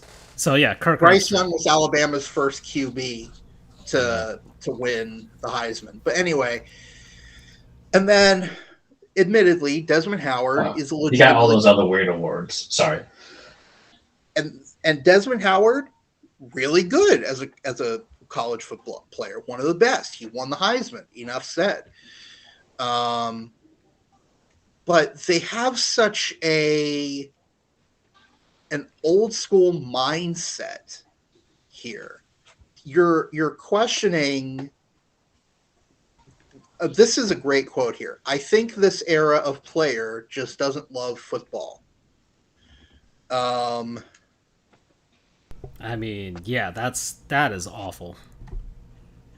Because so what you're saying, Kirk, and I apologize, it's easy to love football when you were a backup, or a mediocre starter when Ohio State was in their lean years. It's easy to love football because you're lucky enough, like you just feel lucky to be there. Like it's you can love football then. You can try and love football then, but when these guys are literally doing this with an actual shot at making the NFL, it becomes a job to them, and then they got the whole thing with studying on top of that. Then it becomes a job, and it's hard to love it especially when everybody's taking advantage of you and you don't earn a single dime. But, you know. So, and I apologize, gentlemen, but I pretty much guarantee that any shot of Kirk Herbstreit coming on our show is basically gone at this point. And thank God he doesn't own our radio station or our podcast. Otherwise, he probably would have fired me, like Rob Manfred. Well, he's also an ESPN shill. Yeah. So what happens is He ESPN has all the absolutely balls. is. Yeah. So He's like on the worst. Don't try to lie on agendas. And it's so weird to have people who have the same mindset. But that's what I followed on the Twitter world. Everybody's like, you know what? This guy works for the the big red machine here. So the mouse. That's why you should cancel your Disney Plus subscriptions too. Hey, don't insult the name of the Big Red Machine, one of the powerhouses of 1970s baseball. Yeah, that's true. I was talking about Glenn Jacobs, also known as. They did beat the Yankees. I mean, that was the thing. I don't know. Oh, we all have different definitions of who the Big Red Machine is. Oh no, the Yankees beat them in 1978. Come on, Johnny Bench, Tony Pena, Joe Morgan. Joe Morgan, Kane, allegedly the brother of Mark Calloway, the Tony Undertaker. Perez. You find out 25 years he's not. Pete Rose. He's also mayor of Knoxville or Nashville. Yeah, but I digress. Sorry, I'm going on. Yeah. So funny is very relative here. Very ironic thing is the day after Kirk Herbstreit says this, Ole Miss's quarterback Matt Corral gets injured in the Sugar Bowl. Matt Corral is projected to be going relatively early in the NFL draft. And all of a sudden, Kirk Herbstreit is like, oh God, I hope he's okay. And it's like, Kirk, you hypocritical asshole. Yeah, there you go. Because, so what you're saying is that Matt Corral did a good job by potentially sacrificing, thank God it only appears to be an ankle sprain. That's the word, is that was only a mild ankle sprain, which if that's the case, that really should not affect his draft stock. But God forbid, what happens if he breaks his ankle instead of sprains it? Broken anything is going to drop your draft stock. I mean, look what happened to Tua. There was the whole tank for Tua thing until he, broke his hip or something? But no, yeah, he broke something. It was a in lower his body injury. Let's use the NHL terminology there. he did something bad to his lower body. No, it was hip. It was his hip. Oh, he was right. So that dropped him from 1 to 5, which, in the grand scheme of things, it's not terrible, but that's millions of dollars that he lost. And that wasn't a regular season game, whatever. We're comparing apples to oranges here. But my point is, are you saying that Matt Corral is somehow more dedicated to football? I love this comment here. You see it here. Matt Corral barely able to limp off the field right now, but at least Kirk Herbstreit doesn't have to question how much he loves playing football. Exactly. I don't want to hear any shit about opt-outs from him or anyone else. And a lot of people are still on this side here of him. If you opt out of your bowl game, you seriously wonder why you would be considered by an NFL team. You're a bad teammate, all this other stuff. And then this other guy here with not one high first round draft pick stock has ever fallen because they skipped the bowl game. None, zero. NFL teams don't care and likely actually prefer it because they want the talent they draft to be available day one. And there's I guess there's also there's a disparaging of the two sides, because there's football fans. You have people who like both versions of football. You have people that love strictly college football and love strictly the NFL, and then you have the other stuff like Freddie that watches the CFL and stuff like that. But but it's just those two sides, and I think people who love strictly college football think like Kirk Herbstreit for the most. Maybe not all of them, but I'm sure that most of the people on that side of the argument are strictly college football fans. People who cheer for Alabama, and Alabama's the only thing that they like, and the only thing that they care about, and the only thing that they have to live for because they live in Alabama. So, and we just lost every Alabama listener. So, no, not unless they go to, not unless they live in Auburn. Alabama fans. has seceded from Goofs Nation. Oh, well, it's not the first time it's seceded from anything. So they were wrong the last time they did it. So, yeah. But my ultimate point though is they're opting out of one game. Yeah.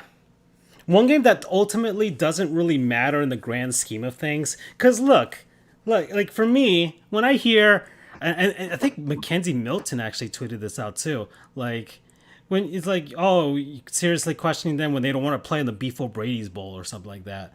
Like you hear something like the Beef O'Brady's Bowl, and you just think, what kind of shit show is this?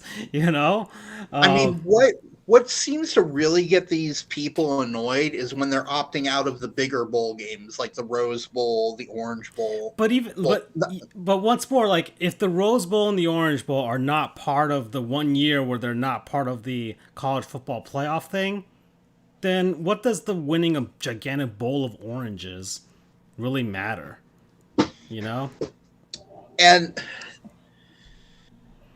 And it's your not school gets money and stuff like that, money that you don't get anyways. It's not like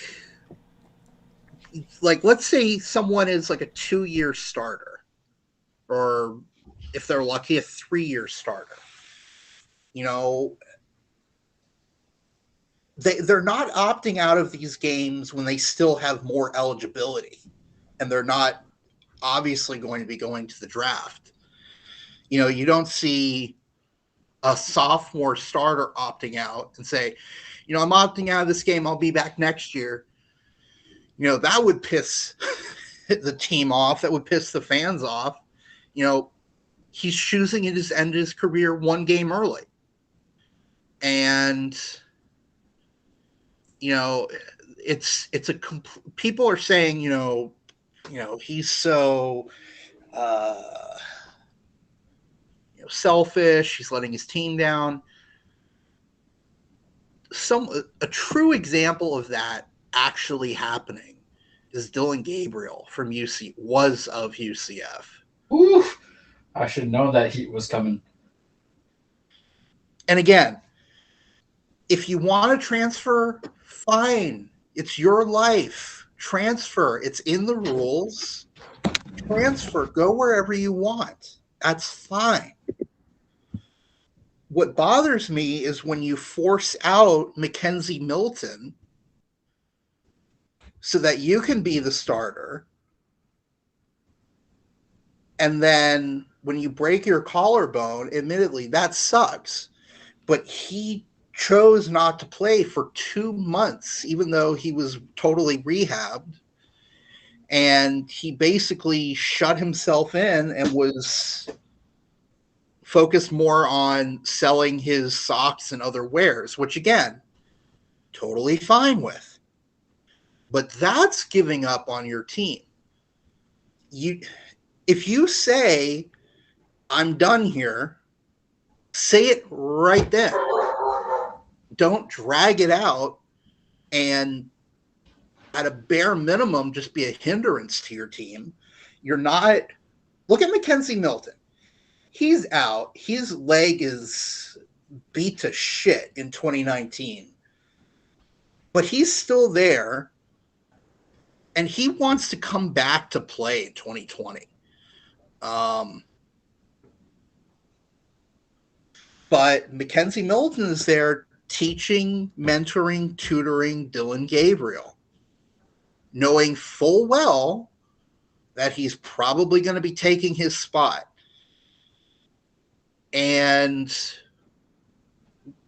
Dylan does more than just not pay it forward. He actively is duping the team and the fans. That's giving up on your team, not opting out of one bowl game. Okay, so I got to interrupt. Why can't he just transfer though?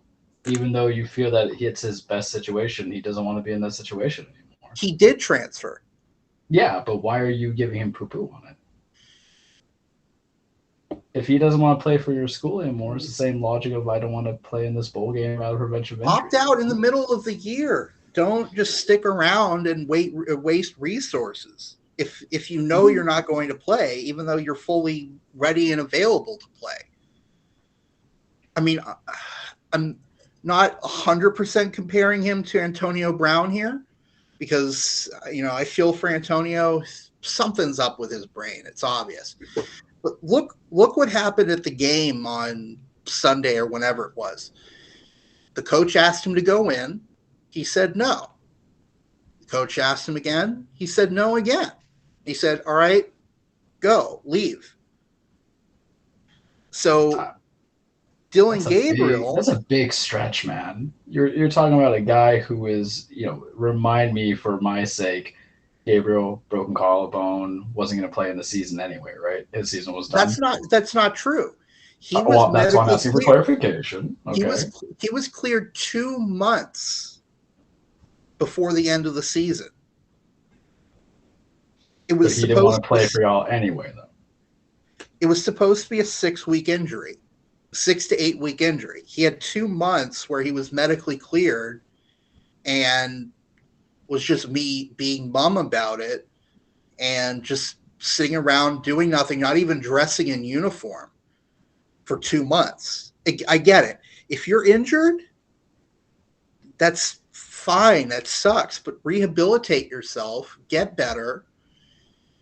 But if I don't want to be this guy, maybe Francisco was a facilitator, but you're on the Kirk Herbstreit mindset of you owe an obligation to the team, the school to do what I tell you should do, what ought to do, as opposed to looking to the individual. Okay, I think it's a big stretch to even say that him and Brown are the same guy. So my whole deal, even come close to that hemisphere. My whole deal with whatever college football players want to do, my whole deal is you're not getting paid.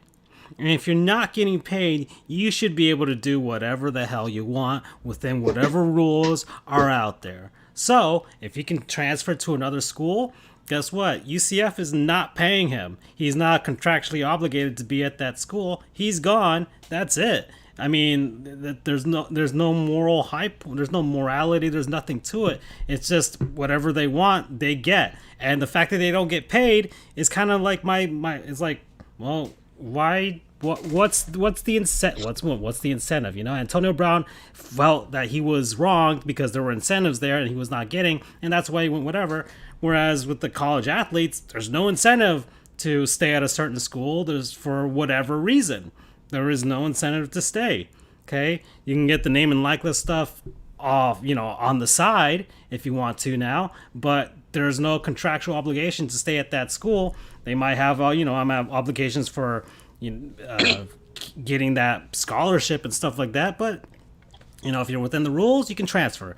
And if you have an NFL team lining up, go ahead and leave. Go ahead and just be like, you know what, peace out, guys. I'm done. It was nice being here. Tuscaloosa sucks as a city. I'm never coming back. That's it. Like that's how I see it. That's how they're not getting paid or whatever. Then. So c'est la vie. I think people got pissed at there was a thing with like Deion Sanders where a commit left Florida State to go work for him, and I'm just like, well, that sucks for Florida State, but the kid didn't sign anything, he didn't whatever, and he's still not getting paid. It's not like the Seminoles paid him, and he flaked out and then crashed everything and then went on over to them. That's not what happened. So Florida State fans who got angry and just like, guys, we're gonna suck anyways. So next year, what difference would this have made? But aside from the jokes from that, it doesn't like I don't feel it. I don't feel any sort of anger or I'm on the side of the players, to be honest. I'm on the side of the players, and yeah, that's my feelings on this whole thing with regards to either opting out of playing games or leaving your old school for another one. Like this is just or not committing to a school and changing your commit to someplace else. And it's like, hey, no dollar signs were put out there to kind of push into that. And maybe you can be hurt. Maybe things were promised, but there's no dotted line that says that that something else should have happened. So until that day arrives, where it's really no skin off my nose, to be honest. I mean, listen, UCF has had a lot of guys transfer recently. I'm fine with that. Like I said, go where you want to. It's your life. But it's that Dylan, if you know you're not going to play, just say it. Just enter the portal. Don't drag it out for the whole season. And, don't at least reciprocate a little bit of what your mentor did, which was to teach you, to be supportive. I don't know. There might be something internal that might have happened. I have no idea. Plus, at the end of the day, that's up to Gus to handle too. It's not as if if maybe, he knows the guy doesn't want to be there, he's not going to. He doesn't want to be. Yeah, it's like I'm going to be Nightwing. I'm just going to leave. You want everybody. Don't take offense, but you want every quarterback to do it the Milton way. But at the end of the day, with college football and it comes to quarterbacks, it is 4 hungry dogs with one bone. And here's the honest truth, man. Maybe Gillen was good, but what if you land that big star recruit? How many times I have guys lined up, and there's plenty of people that get shifted out of phase because there might be another better recruit or transfer. So there's no loyalty upon the administration, and there's no loyalty from the coaches. There might be loyalty among the fan base because of the blood and soul, sure. But I think at the end of the day is that if you want to call it clandestine, by all means, go ahead. Francisco and I obviously have come from schools where it was clandestine city for the most part. But I think you fall under the whole telling people how they ought to act and how they should act and not just seeing how they acted. And then, it's just kind of blowing up more to the idea of like, did your organization suffer? Maybe, maybe not. Because all I know is everybody just took pot shots at Dylan Gabriel, and that's what he'll have to endure. But you still had a successful season, and that's more in the basis of you beat Florida, yay, going from there. That's more on the basis of how Gus handled it. It's not as if he got swindled out of money or he swindled you guys out of money as you get on the big bases. Or it's not as if your institution on the concept of for the love of the game cost people their career, because it happens. Like at Matt Corral, what might happen to him. But I think I have to get over the hump of, I don't see Gabriel's situation as a situation that connects the way that you want it to explain with Herb Street, but you're going to have these situations that happen a lot because you're going to have the transfer portal available. And unless you go with the Nick Saban logic of transfer portal is bad, because that's what Saban did before the portal comes in. He still doesn't shut his mouth up about it either, because he wants to impede guys succeeding if they're not going to want to succeed at Alabama. Yeah. Okay. Let's see. Where are we at? An hour 48. Anything more you guys want to talk about in college before we Florida move on? sucks. Well, that was great. Thank you for your service, UCF. Thank you very much for your service. Okay. Cincinnati's a joke. Well, that was heated in the group chat, so I was going to come at that a little bit. Well, they got there. They got there. Well, let me just say this, Charles. Cincinnati lost by less than Michigan lost to Georgia. Cincinnati also didn't score a touchdown, so good luck on that approach. But I am appreciative that they got their opportunity, because it makes me hope that one day a bad Miami team will make it too. So, all right, so that happened too. And let's see, do I have... Actually, no, I can save that one for another time. I had one more segment, but... okay, I guess let me rattle off some other things. Here we go. NHL, they're not going to the Olympics. So that was a big thing that happened over the month. They will not be sending their players to Beijing for the Winter Olympics. Of course, China hates us.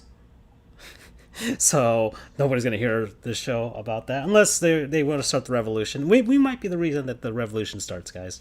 Okay, it all started with the episode of Sports Goofs. I didn't realize I was living in communism and having human rights violations until I listened to Charles and Andrew. We made Alabama and China join forces against us, a common cause. So, so there's that. But it's just a lot of the things with the delays with regards to COVID. A lot of players, due to the protocols, have been out. Games have been delayed and postponed. And that Olympic break, it's the reason we don't have an All-Star game this coming season. The reason why is because of the Olympic break. It just kind of ruins all of that. So guess what? Use that time that they would have been out there in Beijing, that, I don't know, maybe like a month that they take out of the season, and play the actual games. So I'm not against the decision, and the NHL doesn't get much. Like the players want to do it, but there's not much incentive going into that to do it this season. And really, I think until we get a Winter Olympic Games in a country that a lot of players are from, because of Russia or the United States or Canada, or maybe even like Sweden or something like that, players don't really feel excited to go. But so that went down in the NHL. As far as standings are concerned, the Lightning came back. They're currently in first place, but the Panthers spanked them recently, so that was good. And they're spanking the Flames right now. They've been spanking a lot of teams since they came out of their COVID protocol break. So that's been good. And Lightning are up 7-2 right now on the Blue Jackets. There we go. So Lightning are up there. The Leafs are, of course, hanging around as well. Third place in the Atlantic Division. The New York Rangers are back, everybody. They're leading the Metropolitan Division. They're tied with the Washington Capitals there for first. Carolina Hurricanes are right behind. They're a good team this season as well, so they're doing all right. The Penguins, they're hanging in there. Okay, they haven't broken up the band. There's no rebuilding going on anytime soon for the Penguins, so they're there. And the Boston Bruins hanging around 34 points, but a significant amount back behind Toronto in the Atlantic Division. And then teams hanging around: the Red Wings, the Flyers, but every team from Philadelphia are frauds. So there you go. St. Louis Blues leading the Central Division, 43 points. The Nashville Predators at 42. The Minnesota Wild at 40. They hosted the Winter Classic recently over at Target Field, home of the Twins. They lost to the Blues in that one, 6-4. It was minus 18 out there in Minneapolis outside. They actually had to warm up the ice because it was too cold. That was pretty interesting, but it was probably the most Winter Classic game, the most wintry a Winter Classic has ever looked. Probably. Like, that was as Winter Classic as it got with that game in Minnesota. Pacific Division, the Golden Knights are in first place. I kind of had a feeling about this. Their slow start was like, they'll be fine. The Anaheim Ducks are still hanging around at 41 points, and the Flames are at 40 points, but they've got a lot of games in hand. They've had a good season thus far. They'll move up soon enough. The Oilers have kind of stumbled a bit, and you can't just rely on Connor McJesus forever. And the Avalanche are sitting there, 38 points, and they're not far behind. They got a lot of games in hand. I felt that they had a slow start to the season, that they'll find a way to catch up soon enough. With all those games in hand, they should be able to. And then the LA Kings doing all right in their rebuild. They're 37 points, just sitting outside of a playoff spot. So that's what's going down in the NHL. It's kind of just been a lot of teams have been out.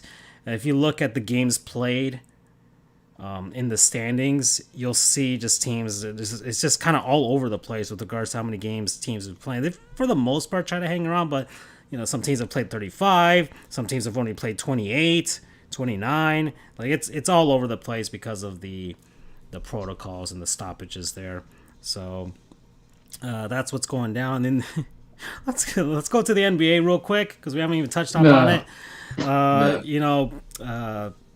My man Crush Monday every day is hurt, guys, and I am very hurt myself because of that. But yeah, the NBA has been dealing with the COVID protocols and a lot of players out. It's been really weird. A lot of guys have been coming up from the G League, and guys getting signed on 10-8 contracts. Mario Chalmers is back on the Miami Heat. That happened over the course of this break, and the Chicago Bulls are first place. DeMar DeRozan is having an MVP type season, and he's been doing all right. Brooklyn's in second, Milwaukee's in third, Miami's in fourth, Philly's in fifth, Cleveland is in sixth. They just had a trade right now with the Lakers. The Lakers are trying to get back to something. And yeah, Western Conference, Golden State and Phoenix right now. It's those two. Utah's there, but Utah's just a regular season team. They never do anything in the playoffs. Memphis is all right this season. Denver's there, but they're Parrish orifices, and Charles doesn't like them. Listen, man, I am the meteor, and I will make them extinct at some point. Frauds, I don't care. You know it's true. You know he looks like the damn dinosaur. Stop deluding yourselves. I gotta make that into a shirt. And the Dallas Mavericks hanging around the Lakers are in there with the Clippers and the Timberwolves and the Kings. Heat lost to the Kings, yeah. So listen, you gotta suffer a little bit to appreciate it, right? Well, the Heat suffered yesterday because they lost to the Warriors and Jimmy got hurt. So, that's been going on. Udonis Haslem had to play, guys. That's how bad these COVID the protocols are going. Udonis Haslem played real minutes in real games. So that was a sight to behold. And yeah, that's what's going down in the NBA. But everybody's all up in the Lakers drama right now. So I don't want to get into that. Everybody else is talking about that. Yeah, they just need to chill, man. Yeah, whatever. If anything, get up in the drama of Golden State getting Clay back when they're already the best team in the league. Yep. And they're going to get that man back. Yep. You know what's equatable to, or equates to? The Tennessee Titans being number 1 seed and getting Derrick Henry back. Yeah. That's right. It all comes together. Yep. So that's the NBA. And, well, let's go to the cage, guys. We're at the end. We're coming up here. We're going for 2 hours here, so let's do it. Whew. Do you have room for 3? Welcome, everybody, to Weekly Truplex, The Cage with Charles. Your friendly 2022 2022 reminder that wrestling is not fake, boys. It is scripted. It's a stage fight. It is basically men and women trying to beat the holy hell out of each other, win championships. It's poetry in motion. It is a soap opera trying to establish and cement their legacy. So much has happened in the last month, and it is not the same as last year, where nothing really happened except for Kenny Omega losing or winning the belt from Jon Moxley. We've had so much wrestling. Today is wrestling. This is good because towards the end, you were getting really apathetic towards the end there. I was so mad. Yeah. I was just so hateful. I'm still hateful, but it's hateful to exist in spite of your situations. You don't want to succeed. What you want to do is survive and endure, and then just let the other side know, Vincent Kenny McMahon, that you're just not dead yet, and you're still here. As we speak right now, I'm seeing Von Wagner and Andre Chase on my screen because it's New Year's Eve on NXT. What was 12 hours ago? Wrestle Kingdom, New Japan's big pay-per-view, their equivalent of WrestleMania. What was Saturday on New Year's Day? There was day 1, the WWE pay-per-view. What is tomorrow? It is New Year's Rush, or where the hell AEW is coming into it. There's just so much wrestling, and I really thought I was going to kind of figure it out, but it all happened at one spot where it's like I'm getting jumped by like triplets. I thought I had beef with one dude at the bar, and then his 2 brothers came in. Not his boys, family members, all identical, and I don't know where to start first in this, whoop ass that is about to be opened on me. So we're going to go with what I had originally planned for the cage back then is superlatives for wrestling, because I feel it's important. Because what did I do in our break? I watched matches so I can compile lists, predominantly WWE. Why? Because I don't really pay for AEW stuff. Even though I did watch Full Gear that I watched, boys? Full Gear. You paid for one, and it was good. And I watched for some new, and I had some issues, and I watched some New Japan stuff, but I couldn't go into the other. So by no means, I'll give you like what I felt was my match of the year for WWE, and then recommended matches for you to watch. Match of the year for WWE: Walter versus Ilya Dragunov, WrestleMania Takeover 36 or whatever, the one that happened in April for the United Kingdom Championship. It was what you want it to be. I spoke highly of it 7 months ago, 8 months ago. I speak highly of it. Now we're basically, there was just men slapping the holy hell out of each other, telling a story, getting the drama. You saw the blood bursting on Ilya's chest. You heard Walter slaps. Charles, it was just so good. Yeah, I mean, there's a lot. I mean, meat slapping's happening. Yeah, that meat slapping. I just wanted to mention that real quick. Epic meat slapping. Yeah. Epic meat slapping is coming. Don't worry. That's what blew my mind. Don't worry. Because it's like, apparently I was a good boy in 2021 because Wrestle Santa has given me all that I want. And I don't 2021, yeah, it's like 2022 is like, Charles wasn't impressed by Spider-Man, but here we go. 2022. Yeah, because you know why? Wrestle Santa Claus rewarded me for telling the truth about No Way Home being a week 8. Sorry. So, match of the year, Ilya Dragunov, Walter. Other matches to watch for WWE that I felt was good, even though I don't agree with WWE's top 21 matches or 2021 matches because it's rigged. So, Walter again on there, defending his United Kingdom Championship against Tommaso Ciampa. Love that. You have Roman Reigns, Daniel Bryan, Edge at the WrestleMania event. You have Feud of the Year, Seth Rollins versus Edge. That went 3 matches, SummerSlam, and then a SmackDown, and then the Crown Jewel pay-per-view. I only have one women's match that I had highly rated, and I think that was a triple threat of Becky Lynch, Sasha Banks, and Bianca Belair at the Crown Jewel, but I thought that was very good. I don't think I have any tag teams for WWE on there, but that's because they really just let the ball down so much. I'm sure I had Kyle O'Reilly versus Adam Cole number 2 going against each other. The regular match that led to Cole winning, that was good. AEW stuff, I know I'm going to get some flack for it. My favorite match of the year from them was not Lucha Bros versus Young Bucks in the cage. Why? It was fun and sound and everything, but I need the story. What I loved so much, what I thought was muy fantástico, was CM Punk and Eddie Kingston. You guys know it. You knew that was coming. That was 12 minutes of just pure. He was at the Winter Classic, by the way. Each other. Well, CM Punk loves his hockey. Yeah, he loves the Chicago Blackhawks, man, and it's just so enjoyable. I did also enjoy some of the Kenny Omega matches, even though I don't enjoy Kenny as a champion. But he lost the title to Adam Hangman Page, and now we're getting Hangman Page versus Daniel Bryan part 2. So now those are my superlatives. I'm not going to give you wrestlers of the years or anything. I actually, if I had to give you wrestler of the year, part of me wants to give it to Seth, but it's got to go to Roman, right? It has to be. The guy has a lot of my top lists. I don't know. Well, remember when I say wrestler of the year, I'm just breaking down to WWE, AEW, NJPW. AEW for me would probably be. I can't say Daniel Bryan, but he was probably the rest of the year because he went to go big stuff on 2 different promotions in 1 year. I'm just couching that right now, but I would say New Japan. I'm not New Japan for AEW. I would have to give it to Kenny, even though, I was in love with how they did his title reign because he did help proponent everything needed to be. CM Punk's return was good. Give some credit to Darby Allin. Sting did some good work. I love me some Eddie Kingston. New Japan, it's always about Shingo Takagi. So let's break it down bit by bit. New Japan, Wrestle Kingdom Part 1 today happened. Remember we talked about the predictions. The night 1 was going to be Shingo versus Okada, and then night 2 would go be whoever wins that against Will Ospreay.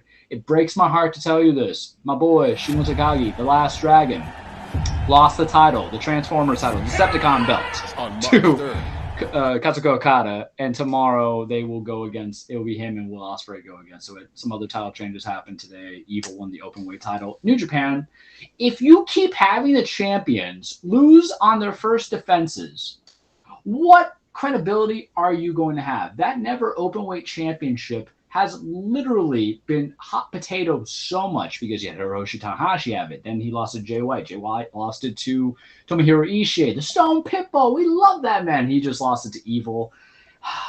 Okay, fine. Tag titles change. Now you have Hiroki Goto and Yoshihashi, who are now New Japan Tag Team Champions. I believe they beat the Dangerous Tekkers. Wrestle Kingdom's tomorrow, part 2. Let's see if it has fun. I'll try to watch those matches. It's kind of tough because I don't want to pay for New Japan World, but YouTube doesn't have everything. But yet, if I paid for Disney Plus, why would I just grow up and be an adult and just pay for New Japan World so I can watch these matches that have been deprived of me?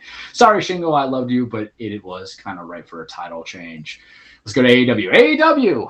Tomorrow, Daniel Bryan and Adam Hangman Page are going to go against each other in part 2 of their match. The first match, which I was super livid, guys, because there's my dumbass playing Crash Bandicoot 4, It's About Time, thinking that it was going to be in the final hour of AEW Dynamite in December, and it turns out that they started the show with that. So I missed 50 minutes. It went a full hour. It went a full hour to a draw, and I became legitimately so angry because I hate draws. I know they're trying to protect both guys. You just put the belt on Hangman, and then you have Bryan coming in hotter than just hotter than hot, man. Just hotter than the hottest hot sauce of ghost pepper that you can imagine. He was coming in from WWE and coming in here hitting the ground running. And you can't have him lose either, so you go to a draw. Here's my problem. You did that already with Kenny and him and Daniel Bryan or Bryan Danielson. Forgive me, Cody. Follow us on Twitter at JOJR, Charles the True, Dan Frioles. But and sorry, Tony Khan. Follow us on Twitter. You already did that when it was Danielson versus Kenny in a non-title match where they already did a 30-minute exhibition and it drew, and it led to a draw. And that was 2 months ago, really. So then you're going to do that again. So instead, and now there's a long time. You're showing a lot of the offense, and there's certain wrestlers who are going an hour long. You're gonna hurt yourself a little bit. You don't always have to one up the showman. You just have to show up for the show, if that makes sense. Now they're gonna do this again, and what they put as the caveat here, fellas, is they're gonna have, if it goes to an hour draw once more, they're gonna have judges make the determination who wins or loses. That's why? Very subjective. Because wrestling scripted, right? So that hurts me in my head, right? We say a lot of things are rigged, but you're actually legitimately rigging it when you think about it.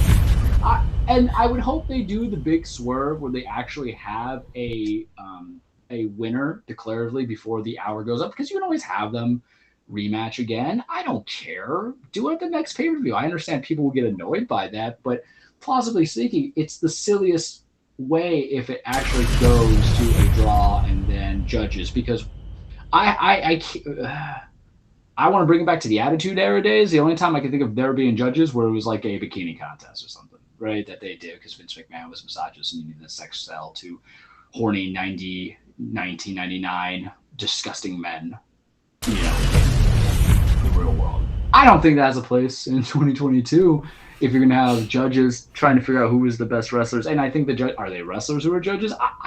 It's just silly. It's just super silly. I can't get behind it. And I don't know. Figure skating. Other things, right? Other things. Dynamite's no longer on TNT. It's a new year, so it's all going to be on TBS. So you're going to have Rampage, I think, still going to be on TNT, but you're going to have Dynamite on TBS. So there's that. Sammy Guevara lost the TNT title on Christmas Eve or Christmas Day to Cody Rhodes. So Cody is now a 3-time TNT champion. And I'm so against that. Sorry, Cody. I always give you a shout out when we talk about AEW, but I'm so against that because it meant that Miro's loss meant nothing. Miro was the TNT champion who beat Darby Allin and was on this incredible run, just killing people. He had this moniker of God's favorite champion. He would do promos, and when he lost the title to Sammy Guevara, he would basically have a going against God promo. And I love that stuff because the concept of man versus God is just so eluding in wrestling that I have to go all in. So it just means that the guy who lost him, because this was Sammy's run, he had 4 title defenses, none on pay-per-view, held the title for 84 days, and then Cody wins. I'm like, because that roster is bloated. I don't know who's winning. I don't like it. I'll just accept it. All I gotta do is accept it, right? And there will be more AEW stuff next week because we're gonna hit the ground running. We're gonna get back to it. I'm just trying to condense so much rapid because we gotta get to the big stuff. NXT 2.0, because I should label as that. They're doing New Year's Evil right now. Tommaso Ciampa versus not Bronson Steiner, but Braun Breaker is going against each other for the main event. That's going to be commercial free. Braun Breaker is going to win that. We just had the unification match of the North American Championship versus the Cruiserweight Championship of Roddy Strong, Carmelo Hayes. Carmelo Hayes won that unified title. Mandy Rose just won or retained her women's championship. Big, meaty men slapping meat. That's what we're really here about, right? Let's just hide away. Forget the whole erotic vibes. What do we like in wrestling? Sure, we entertain and we enjoy the whole technical aspect and the flippy flops and all that stuff. But big, sweaty men slapping meat, as the New Day say on their podcast. New Day, please follow us. I'll follow you guys. There was a pay-per-view Saturday, day one. It was originally supposed to be Roman Reigns and Brock Lesnar going against each other for the Universal Championship. And then it was supposed to be a fatal four-way with Big E, who's a big, meaty man, defending against Kevin Owens, we love Big Fatty, against Seth frickin' Rollins, we love Seth Rollins, and then Bobby Lashley, who is a titan of meaty men. And then Roman got the Rona. So instead of just pulling Brock Lesnar away from the match, instead they put Brock in that match and make it to a fatal five-way. First off, that was a fantastic match. The pay-per-view itself was meh in between. The opening match between the New Day and the Usos was good. I like Arcade Bro versus Street Profits. Didn't care for certain other matches in the in-between. Edge and Miz could have been done better. I'm sorry. Crowd was there for it. I wasn't really there for it because of certain things. But that fatal five-way, it was just so good. And guys, we didn't even get the stare-off of Bobby Lashley and Brock Lesnar. This has been a feud that we've wanted for a long time. They are colossal giants. They are gods. They are basically if Zeus and Odin met each other in the freaking field in the multiverse portals. Suck on that, Spider-Man. You were thinking that you were going to get this weird setup. No, Bobby Lashley just sees Brock and he goes to Spears Brock. I had a minor happiness because all the blood flooded from my brain to elsewheres. I loved it.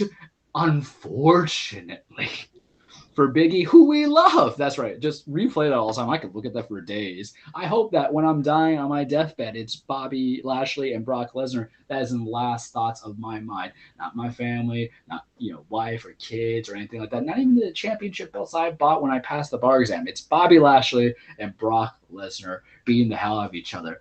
And then Brock won. He pinned Big E, the champion, in a fatal five-way match, which hurts the credibility for Big E. But now Brock is your WWE champion. He is back with Paul Heyman. He still might be over Roman, but what do we know after yesterday, boys? At the Royal Rumble, which is one of the big four pay-per-views, right? Probably my second most looked for pay-per-view. Sometimes we'll talk about the last one. I love the Rumble. It has a good Rumble match and then some good championship matches.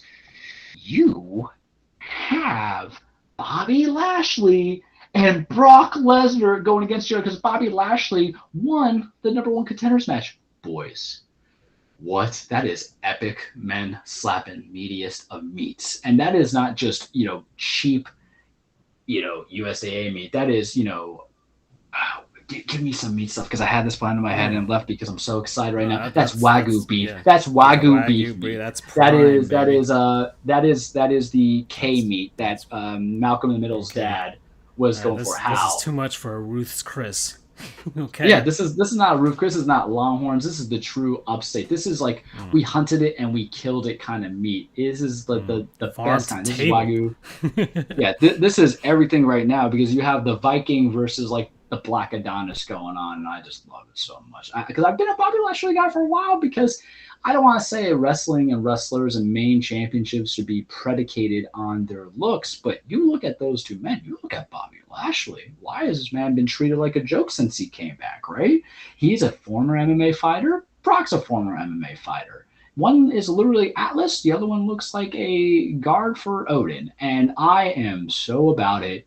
The match could be crap.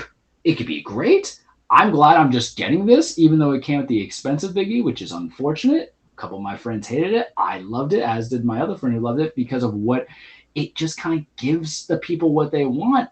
And even though Vince's mindset is that he wants big, strong boys, on the highlight now, you look at those two men. Why not? Bobby had a great run. Bobby was there for one of my happiest memories of 2021 when he led to The Miz and helped The Miz take that title off of Drew McIntyre. That was just, oh, what a bright day. And even a brighter day when Bobby won the WWE Championship. And even though I understand the reasons to take that belt off and put onto Big E, this is a match that it felt like we weren't going to get. And if we were, we were going to get at Mania. But obviously Roman and Brock is the end game. I can live without that match. I don't need it a fourth time. But the fact that I'm getting Bobby and Brock the first time, Wrestling Santa Claus was there.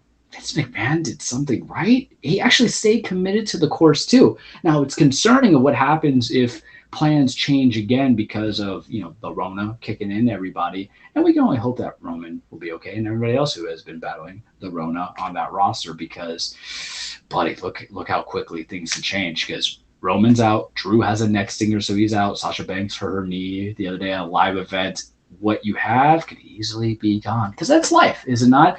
But when my hands and my cup was bare and I said, brother, my cup is empty and I would like some plenty, Vince and Kenny McMahon poured me, not swill, not bottom and barrel, not the wine that you buy in a box, gals and boys. He gave me the 1500 stuff, because I'm getting Bobby and Brock at Royal Rumble. Woo! I feel like kind of hyped for that. The same way I felt hyped for my non-sponsor of the year, Cafe Minero. It's all the beef, and that's all I'm going to give you this week on the cage. Yeah, I like that at the end. Okay. We'll do the, whatevers of the year next episode. We'll do those. Yep. Okay. So, because I didn't really have it planned, I just kind of wanted to get the show out for this year, get it started, and we'll do it. Everybody's doing their 2021 retrospectives. We'll do ours. So that we just needed to get some of the stuff that happened over the course of the last month out of the way. And now we did that, and now we can move forward by looking back at the entire year. So, but thanks everybody. We're back. We're gonna keep this thing rolling as much as we can. But thank you everybody. 2022 is here. We're gonna have fun with it as we always do. We'll try and entertain you as much as possible. Maybe get some guests back on this show. We'll try and ask. We'll try and get out there. Try and do some wacky stuff. But thanks everybody. We'll see you guys next week. Bye bye. Good night. Take care.